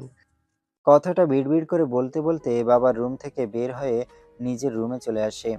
আর রুমে এসে দেখে নীলা ড্রেসিং টেবিলের সামনে বসে গুনগুন করে গান গাইছে আর চুল আঁচড়াচ্ছে। তখন পেছন থেকে নীল বলে, এই নীলা চুল আঁচড়াইতেছে, আঁচড়াও, কিন্তু এভাবে গুনগুন শুরু করছো কেন? এসব একদমই পছন্দ নয়। তোমার পছন্দ না এটা দিয়ে আমি কি করতে পারি? তোমার পছন্দ তো আমার কাছে পছন্দ হবে না। এই নীলা শোনো, আমি এত কথা বলতে চাই না। তুমি যদি আমার রুমে থাকো তাহলে মুখ বন্ধ করে থাকতে হবে। এসব গুনগুনানি আমি একদমই পছন্দ করি না। এইসব নিয়ে নীল আর নীলা কথা কাটাকাটি করতে শুরু করে। প্রায় বেশ কিছুক্ষণ সময় চলে যায়। ইতিমধ্যে তাদের শাশুড়ি মা সেখানে এসে উপস্থিত হয় আর বলতে থাকে, এই কি ব্যাপার, কি সমস্যা? দুটোতে সকালবেলা এত কথা কাটাকাটি শুরু করেছিলে কেন? ঠিক ওই মুহূর্তে নীলকে কোনো কথা বলার সুযোগ না দিয়ে নীলা তার শাশুড়ি মায়ের কাছে গিয়ে বলতে থাকে, দেখুন মা, আমি আপনাদের বাড়িতে আসতে না আসতে আপনার ছেলে আমার সঙ্গে কিভাবে ঝগড়া শুরু করে দিয়েছে। বিয়ের আগে তো অনেক বলতো ভালোবাসি, ওই করি সেই করি, কিন্তু এখন তো শুধু দেখছি ঝগড়া আর ঝগড়া। কি রে নীল, বৌমে এসব কি বলছে? তুই সকালবেলা উঠে ঝগড়া শুরু করেছিস? এটা কোন ধরনের অসভ্যতা? মা, অসভ্যতা আমি করিনি। অসভ্যতা যে করেছে সে তোমার সঙ্গে ইনিয়ে বিনিয়ে কথা বলছে। যাই হোক, ব্রেকফাস্ট রেডি তো? আমার খুব ক্ষুধা লেগেছে। হ্যাঁ, সে তো অনেকক্ষণই হলো আমি রেডি হয়ে বসে আছি। তোর বাবাও টেবিলে অপেক্ষা করছে, কিন্তু তোরা দুজন আসছিলি না, তাই আমি তোদের দুজনকে ডাকতে এলাম। আচ্ছা মা, একটা কথা বলার ছিল। আমার মা কোথায়? উনি কি বাসায় চলে গেছেন? না বৌমা, উনি চলে যেতে চেয়েছিলেন, কিন্তু তোমার শ্বশুরমশাই ওনাকে যেতে দেয়নি। তোমার শ্বশুরমশাই তো এটাও বলেছে তোমার মাকে নাকি এখন থেকে আমাদের এখানেই থাকবে। সেটা হয় নাকি? মেয়ের বিয়ে হতে না হতেই মা মেয়ের শ্বশুরবাড়িতে চলে আসবে? বৌমা, আমি এত কিছু জানি না। তোমার শ্বশুরের সিদ্ধান্তের উপরে আমি কখনোই কোনো কথা বলি না। যাই হোক, টেবিলে এসো। কথাটা বলতে বলতে নীলের মা সেখান থেকে চলে যায়। তারপর নীল আর নীলা দুজনে একসঙ্গে ব্রেকফাস্ট টেবিলে জয়েন করে। ব্রেকফাস্ট টেবিলে এসে দেখে সবাই তাদের জন্য অপেক্ষা করছিল, তাই তারা আর দেরি না করে নাস্তা শুরু করে। নাস্তা প্রায় শেষের দিকে তখন নীলের বাবা বলে, দেখো নীল, আমি তোমাকে একটা কথা বলতে চাই। যদিও আমি এটা খুব ভালো করেই জানি যে আমার সিদ্ধান্তে বৌমা খুবই খুশি হবেন, কিন্তু তুমি কি বলবে সেটা জানি না। তোমার বৌমা খুশি হবে আর আমি কি বলবো সেটা তুমি জানো না? তাহলে বলো তো শুনি, তুমি কি বলতে চাও? আসলে আমি তোমাদের দুজনের জন্য সিঙ্গাপুরের দুটো টিকিট বুকিং করেছি। আমি চাইছি তোমরা আগামী পরশু হানিমুনে যাও। বাবা, এই মেয়েটার সঙ্গে তোমার কি সত্যি সত্যি মাথা খারাপ হয়ে গেছে কি না? আমি কিন্তু এটা বুঝতেই পারছি না। কারণ তুমি খুব ভালো করেই জানো যে সামনেই আমার ফাইনাল ইয়ারের এক্সাম, আর এই মুহূর্তে আমি কি না সিঙ্গাপুর যাব হানিমুনের জন্য। আসলে বিষয়টা কেমন হাস্যকর লাগে না? কথাটা বলতে না বলতে নীলা কিছু একটা বলতে চাইছিল, কিন্তু নীলের বাবা সেই সুযোগটা না দিয়ে নিজেই বলতে থাকলেন, দেখো বৌমা, তুমি তো খুব ভালো করেই জানো যে তোমাকে আমি আগেই বলে দিয়েছি এই বাড়িতে আমার সিদ্ধান্তের উপর কারোর কোনো কথা চলে না। হ্যাঁ, আমি আশা করি এই বিষয়ে তোমার এত কিছু চিন্তা না করলেও চলবে। কথাটা বলতে বলতে নীলের বাবা নীলের দিকে তাকিয়ে বলতে থাকে, দেখো, তোমার সদ্য বিয়ে হয়েছে, তাই আমি চাই না এই সময়টা নষ্ট হোক, কারণ এই সময়টা জীবনে তুমি কখনোই ফিরে পাবে না। কিন্তু বাবা, আমি কি পড়াশোনার সময়টা জীবনে যদি আবার ফিরে পাবো? এনজয় করার জন্য তো পুরো জীবনটাই পড়ে আছে, কিন্তু পড়াশোনা কি সারা জীবন করা যাবে? তুমি কি এই মুহূর্তে আমার সঙ্গে তর্কে যেতে চাইছো নাকি? তোমার সঙ্গে তর্ক করার মতো দুঃসাহস আমার কোনোদিন ছিল না, আর কোনোদিন হবেও না। ঠিক আছে, আমি যাচ্ছি। কথাটা বলতে না বলতেই সবার সামনেই নীলা অনেক খুশি হয়ে নীলকে তার দুই গালে দুইটা কিস করে বসে। সেটা দেখে উপস্থিত সবাই হতভম্ব হয় এবং নীল অনেকটা লজ্জা পেয়ে যায়। সে নীলাকে বলতে থাকে, নীলা, কি হচ্ছে এসব? এখানে পরিবারের সবাই রয়েছে। এখানে তোমার কাছ থেকে এরকম ব্যবহার কেউ আশা করি না।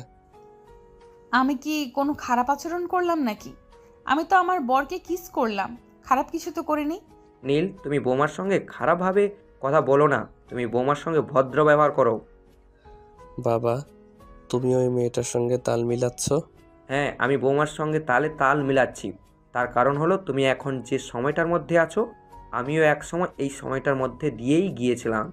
কারণ খুব ভালো করে জানো যে তোমার মাকে আমি ভালোবেসেই বিয়ে করেছিলাম, কিন্তু পরিবারের চাপে আমি তোমার মাকে এই সময়গুলো ভালোভাবে উপভোগ করতে দিতে পারিনি। হ্যাঁ নীল, তোর বাবা একদম ঠিক কথাই বলেছে। যে সময়গুলো আমরা উপভোগ করতে পারিনি, সেই সময়গুলো তোমাদের মিস হোক সেটা আমরা চাই না। ওকে, ঠিক আছে। তোমাদের যেটা ভালো মনে হয় তোমরা সেটাই করো। আমি তোমাদের আর কোনো কথাই বলতে চাই না। কথাটা বলতে বলতে নীল নাস্তা শেষ না করেই রুমে চলে যায়। আর রুমে গিয়েই তার মেজাজ খুবই খারাপ হতে থাকে। তখন সে রুম থেকে বের হয়ে পাশেই দোকানে যায় আর সেখান থেকে এক প্যাকেট সিগারেট কিনে বাসায় চলে আসে। নীলা ততক্ষণ রুমে আসেনি। সে তার শ্বশুরমশাইয়ের রুমে ছিল এবং গল্প করছিল। নীল মনে মনে ভেবেছিল নীলা এখন রুমে আসবে না, তাই সে ব্যালকনিতে বসে একটা সিগারেটে আগুন ধরাতে চাইছিল। এমন সময় নীলা সেখানে উপস্থিত হয় আর নীলের এমন কাজ দেখে সে বলতে থাকে, এই ছেলে, তোমার দুঃসাহস দেখে আমি অবাক না হয়ে পারতেছি না। তুমি রুমের মধ্যে বসে বসে সিগারেট খাচ্ছ, এই দুঃসাহস তোমাকে কে দিয়েছে? না মানে আসলে নীলা, প্লিজ ট্রাই টু আন্ডারস্ট্যান্ড। আমার মেজাজ খুব খারাপ আছে, তুমি আমায় ডিস্টার্ব করো না। ও তাই নাকি? তোমার মেজাজ খারাপ আছে তাই বলে তুমি রুমের মধ্যে বসে বসে সিগারেট খাবে আর আমি তোমায় কিছু বলবো না, সেটা তুমি ভাবলে কি করে? দাঁড়াও তুমি, আমি এক্ষুনি শ্বশুরমশাইকে সব বলে দিচ্ছি। নীলা লক্ষ্মী বউ আমার, প্লিজ এমনটা করে না। তুমি বাবার কাছে এসব বিষয়ে কিছু বলতে চেও না, তাহলে আমার কপালে অশেষ দুর্গতি আছে। কখন নীলা মনে মনে ভাবতে থাকে, এটাই তো সুযোগ তোমাকে আরো একবার পরাস্ত করার। যাই হোক, তখন নীলা বলতে থাকে, আমি শুধুমাত্র একটা শর্তেই এইসব কথা ভুলে যেতে পারি। তুমি যদি আমার শর্তে রাজি থাকো তাহলে বেডরুমে চলো। মানে আমি তোমার কথার আঁকাবাড়া কিছুই বুঝতে পারছি না। এখন বেডরুমে যাব কেন? আমায় আদর করতে হবে, আর তা না হলে আমি শ্বশুরমশাইকে গিয়ে সব বলে দেব। আচ্ছা নীলা, তুমি আমায় একটা কথা বলো তো, তুমি আমার সাথে চাইছোটা কি? তখন নীলা বলতে থাকে যে সে নীলের ভালোবাসা ছাড়া অন্য কিছুই চায় না।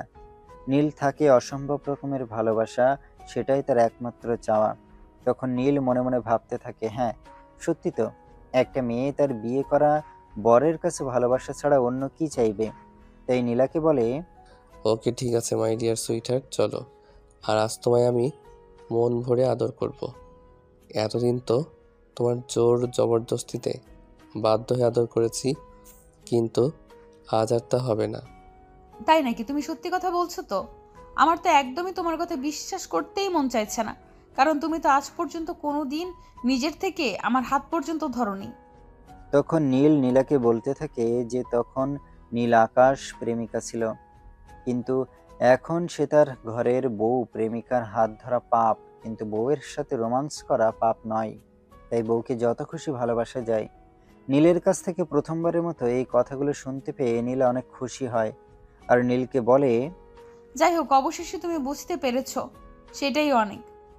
ঠিক তখনই নীল নীলাকে কোলে তুলে নিয়ে রুমে চলে যায় আর রুমের দরজাটা বন্ধ করে দেয়। নীল রুমের দরজা বন্ধ করছে সেটা দেখে নীলা বলে, কি ব্যাপার? তুমি রুমের দরজা কেন বন্ধ করছো? বাড়িতে সবাই রয়েছে। বাড়িতে সবাই রয়েছে বলেই তো আমি দরজাটা বন্ধ করছি। বাড়িতে যদি কেউ না থাকতো তাহলে তো আর আমি রুমের দরজা বন্ধ করতাম না, আর বন্ধ করতে হতো না। দেখো বাড়িতে সবাই রয়েছে, আর এখন যদি আমরা কোয়ালিটি টাইম পাস করি আর তখন যদি কেউ চলে আসে তাহলে তোমার মান সম্মানের 12টা বেজে যাবে। তাই তো দরজাটা বন্ধ করে এলাম, যাতে কেউ রুমে ঢোকার আগে অন্তত একবার নক করে নেয়। তখন নীলা বলতে থাকে, ওকে ঠিক আছে, চলো তাহলে। নীলা আর নীল দুজনেই বিছানায় চলে আসে। নীলা বিছানার এক পাশে বসেছিল, তখন নীল তার পাশে গিয়ে বসে আর তার ঘাড়ের থেকে চুলটা সরিয়ে তার ঘাড়ের দিক থেকে হাতটা নিচে নিতে নিতে বলে, আজ আমি আমার সম্পূর্ণ ভালোবাসা তোমায় উজাড় করে দেব। আজ আমার ভালোবাসায় তোমাকে সম্পূর্ণ ভরিয়ে দেব। আর আজ তুমি আমার কাছে যা চাইবে তাই পাবে। তুমি সত্যি বলছো তো? আমি তোমার কাছে যা চাইবো তুমি আমাকে তাই দেবে? হ্যাঁ ম্যাডাম, আপনি একদম ঠিকই শুনেছেন। আমি আপনাকে সত্যি কথাই বলছি। আপনি আমার কাছে যা চাইবেন আমি আপনাকে তাই দেব। আর যদি বলি আমি তোমার বাচ্চার মা হতে চাই? আম্মু ডাক শোনাটা আমার অনেক দিনের শখ। বাচ্চা সামলাতে পারবে তো? নিজেই তো এখনো বাচ্চামি করো। তারপর তো মা আর সন্তান দুজনকেই আমার সামলাতে হবে। আরে ধুর, তুমি না একটুও কোনো কিছু বোঝো না। বাচ্চা আমি সামলাতে যাব কেন? আমার মা আছে, তোমার মা আছে, তারা সামলাবে, আমরা এনজয় করব। আচ্ছা ডার্লিং, ঠিক আছে, তুই যেমনটা চাও তেমনটাই হবে। কিন্তু এখন সময় নষ্ট করো না। তখনই হঠাৎ আমার চোখ পড়ল নীলা বুকের দিকে। আমি তার বুকের উপর থেকে শাড়ির আঁচলটা সরাতেই দেখতে পেলাম তার বুকের ঠিক মাঝ বরাবর কি সুন্দর কালো রঙের একটা তিল। নীল তখন অপলক দৃষ্টিতে সেই তিলটার দিকে তাকিয়েছিল। তখন নীলা বলতে থাকে, কি ব্যাপার, তুমি এইভাবে তাকিয়ে আছো কেন? জীবনে প্রথমবার কিছু দেখছো নাকি? তখন নীল বলতে থাকে যে সে নীলার এই তিলটা আজকের আগে কখনো দেখেনি। তিলটা নাকি দেখতে অনেক সুন্দর এবং বুকের মাঝ বরাবর হওয়াতে আরো সুন্দর লাগছে। তখন নীলা বলতে থাকে, কেন? আমি তো আজকের আগেও দুবার তোমার সঙ্গে ঘনিষ্ঠ হয়েছি, তখন কি তুমি এটা দেখতে পাওনি? আসলে তখন তো আমি তোমার জোড়াজড়িতে বাধ্য হয়ে তোমার সঙ্গে ঘনিষ্ঠ হয়েছিলাম। তখন তো আর আমি আমার নিজের মন থেকে তোমায় ভালো করে দেখিনি, তাই চোখ পড়েনি। এখন থেকে প্রতিদিনই ভালো করে দেখবে। হ্যাঁ, এখন থেকে তো এসব কিছুর লিগ্যাল মালিক আমি। আমি যদি না দেখি তাহলে কে দেখবে? তুমি নিজেই সেটা বলো না। তখন নীলা বলতে থাকে, নীল এভাবে মিষ্টি মিষ্টি কথা বলে আর কতক্ষণ সময় কাটাবে? তার তো ভালোবাসা পেতে তাড়া সইছে না। এই কথা শুনে নীল নীলাকে উত্তর দেয়, এত তাড়াহুড়ো করছো কেন? আগে আমার জিনিসগুলোকে আমার একটু ভালো করে পরখ করে দেখে নিতে দাও, তারপর না হয় আমি আমার জিনিসগুলোর দেখভাল করি। ও আচ্ছা, তাই নাকি? তাহলে এতদিন কোথায় ছিল এসব মালিকানা? আরে বাবা, তুমি এটা বোঝো না কেন? এতদিন তো আর আমি এই সব কিছুর লিগ্যাল মালিক ছিলাম না। হ্যাঁ, আর এটা খুব ভালো করেই বুঝতে পারছি। যাই হোক, এখন আর দেরি না করে কাজ শুরু করো তো। তখন নীল আর দেরি না করে নীলাকে আদর করতে শুরু করে। নীল নীলাকে টান দিয়ে তার কাছে টেনে নেয় এবং বিছানায় শুয়ে দেয়। তারপর আস্তে আস্তে সে নীলাকে নিজের করে নিতে শুরু করে। নীলা নিজেকে সম্পূর্ণরূপে নীলের কাছে বিলিয়ে দেয়। এভাবে দুজন দুজনের সুখের মুহূর্তটা উপভোগ করতে থাকে। এরপর কেটে গেল দীর্ঘ 9 মাস। নীলা 9 মাসের প্রেগনেন্ট। তার ডেলিভারি টাইম চলে এসেছে। শ্বশুরবাড়িতে সে এখন বিশেষ অতিথির মতো। সবাই তাকে সকল কাজে খুবই সহযোগিতা করে আর তাকে খুব যত্ন করে, কারণ সে প্রেগনেন্ট। এদিকে নীল আর তার বাবার কথা তো বলতেই হয় না। নীলা তার শ্বশুরমশাই একমাত্র আদরের বৌমা। তার শ্বশুরমশাই বৌমার যেন কোনো কষ্ট না হয় সেদিকে খেয়াল রাখেন। বাড়িতে নতুন দুটো কাজের লোক নিয়োগ দিয়েছেন, যাতে বৌমাকে এক গ্লাস জল পর্যন্ত তুলে খেতে না হয়। এই সব কিছু দেখে নীলার শাশুড়ি মা একদিন নীলার শ্বশুরকে বলে ওঠে, আচ্ছা শোনো, একটা কথা বলতে খুব ইচ্ছা করে। তুমি এখন তোমার বৌমার যতটা যত্ন নিচ্ছ, খেয়াল করছো, আমিও তো তোমার সন্তানের মা হয়েছিলাম। তখন তো তুমিও আর এমন ছিটেফোঁটাও খেয়াল রাখোনি। হ্যাঁ, আমি মানছি তুমি যা বলছো ঠিক বলছো, কিন্তু তোমাকেও এটা মানতে হবে। তখন একটা সময় ছিল আর এখন অন্য একটা সময় এসেছে। তখন নীলের বাবা আরও বলতে থাকে, তখন পরিবারের সমস্ত চাপ ওনার উপর ছিল, কিন্তু এখন সংসারে আরও অনেক মানুষ এসেছে, তাই তিনি নিজের পুত্রবধূর খেয়াল রাখবার জন্য বিশেষ নজর রাখেন।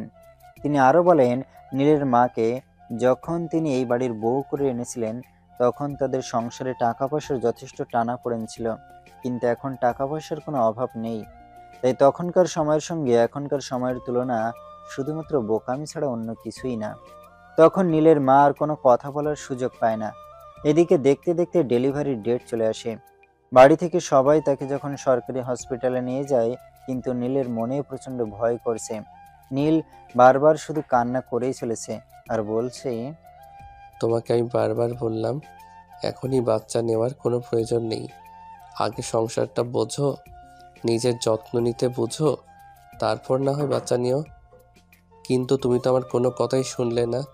এখন যদি কিছু একটা হয়ে যায়?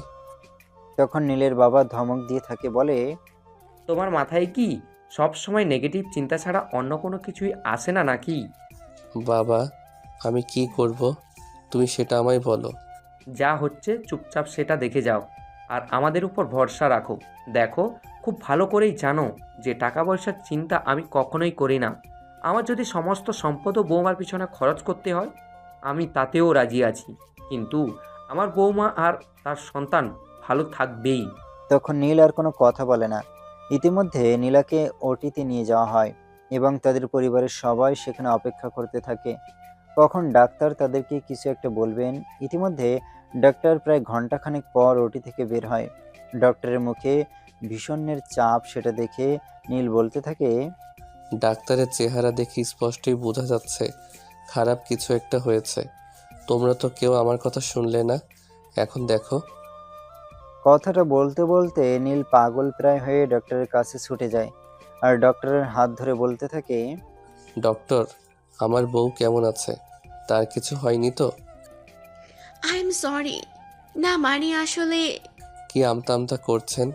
প্লিজ বলেন না আমার বউয়ের কিছু হয়নি তো? তখন ডক্টর একটু মুচকে হাসি দিয়ে বলে, তার স্ত্রী একদম সম্পূর্ণ সুস্থ আছে এবং তাদের একটা ফুটফুটে কন্যা সন্তান হয়েছে। সেটা শুনে নীলের খুশি যেন আর বাধা মানছে না।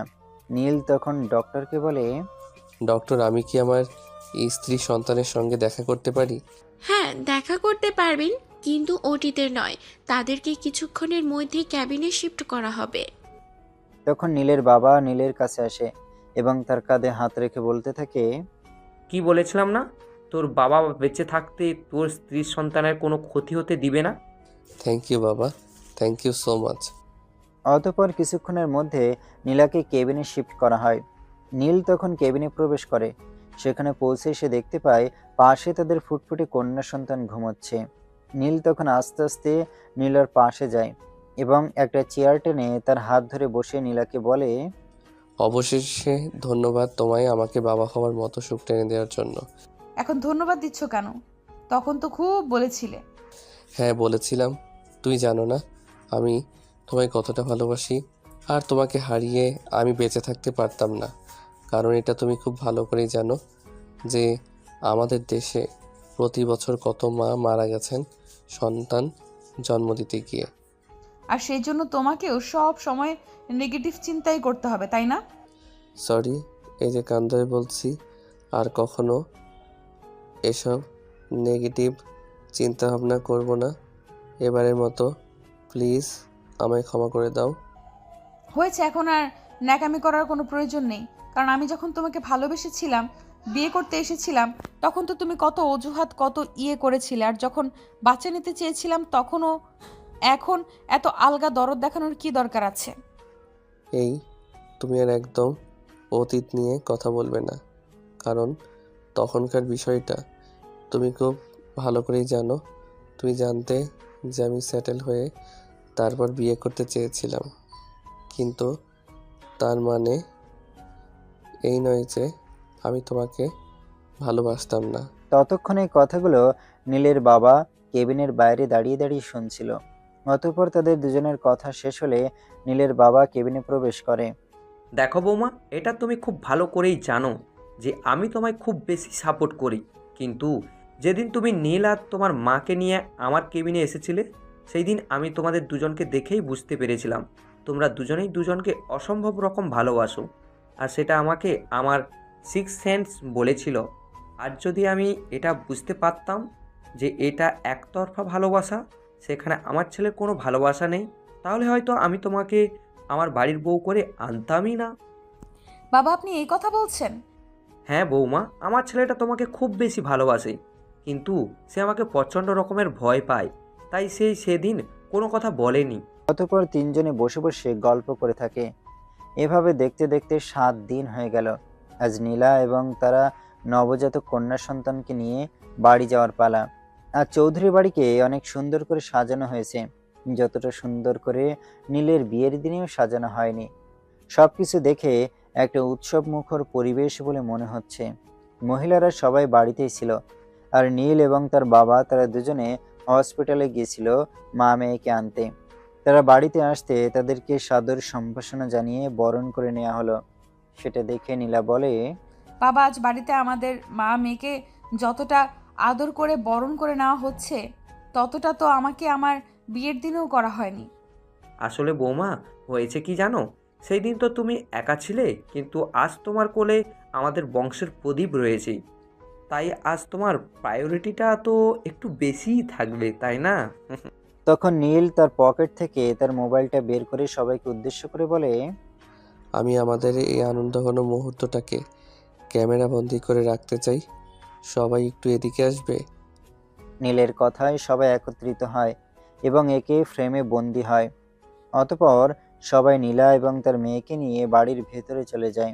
আর সেদিনই তার শ্বশুরমশাই বেশ ঘটা করে তার মেয়ের আকিকা অনুষ্ঠানের আয়োজন করেন এবং নিজের বাড়ির নতুন অতিথিকে সাদরে গ্রহণ করে নেন। এরপর চলে যায় দীর্ঘ 1 বছর। ইতিমধ্যে নীল আর নীলার মেয়ে টুকটুক করে হাঁটতে শিখেছে। সে সারা বাড়ি টুকটুক করে হেঁটে বেড়ায়। একদিন রাতের বেলা রাত প্রায় 12টার বেশি বেজে গেছে, কিন্তু নীলার মেয়ে কোনোভাবেই ঘুমাচ্ছিল না। তাই নীল বলে, নীলা, নিশিতাকে মায়ের কাছে রেখে আসি। কেন তো মায়ের কাছে রেখে আসবো কেন? উনি তো ঘুমাচ্ছেন, ওনাকে বিরক্ত করা ঠিক হবে না। তো আমি কি করব সেটা তুমি আমাকে বলো।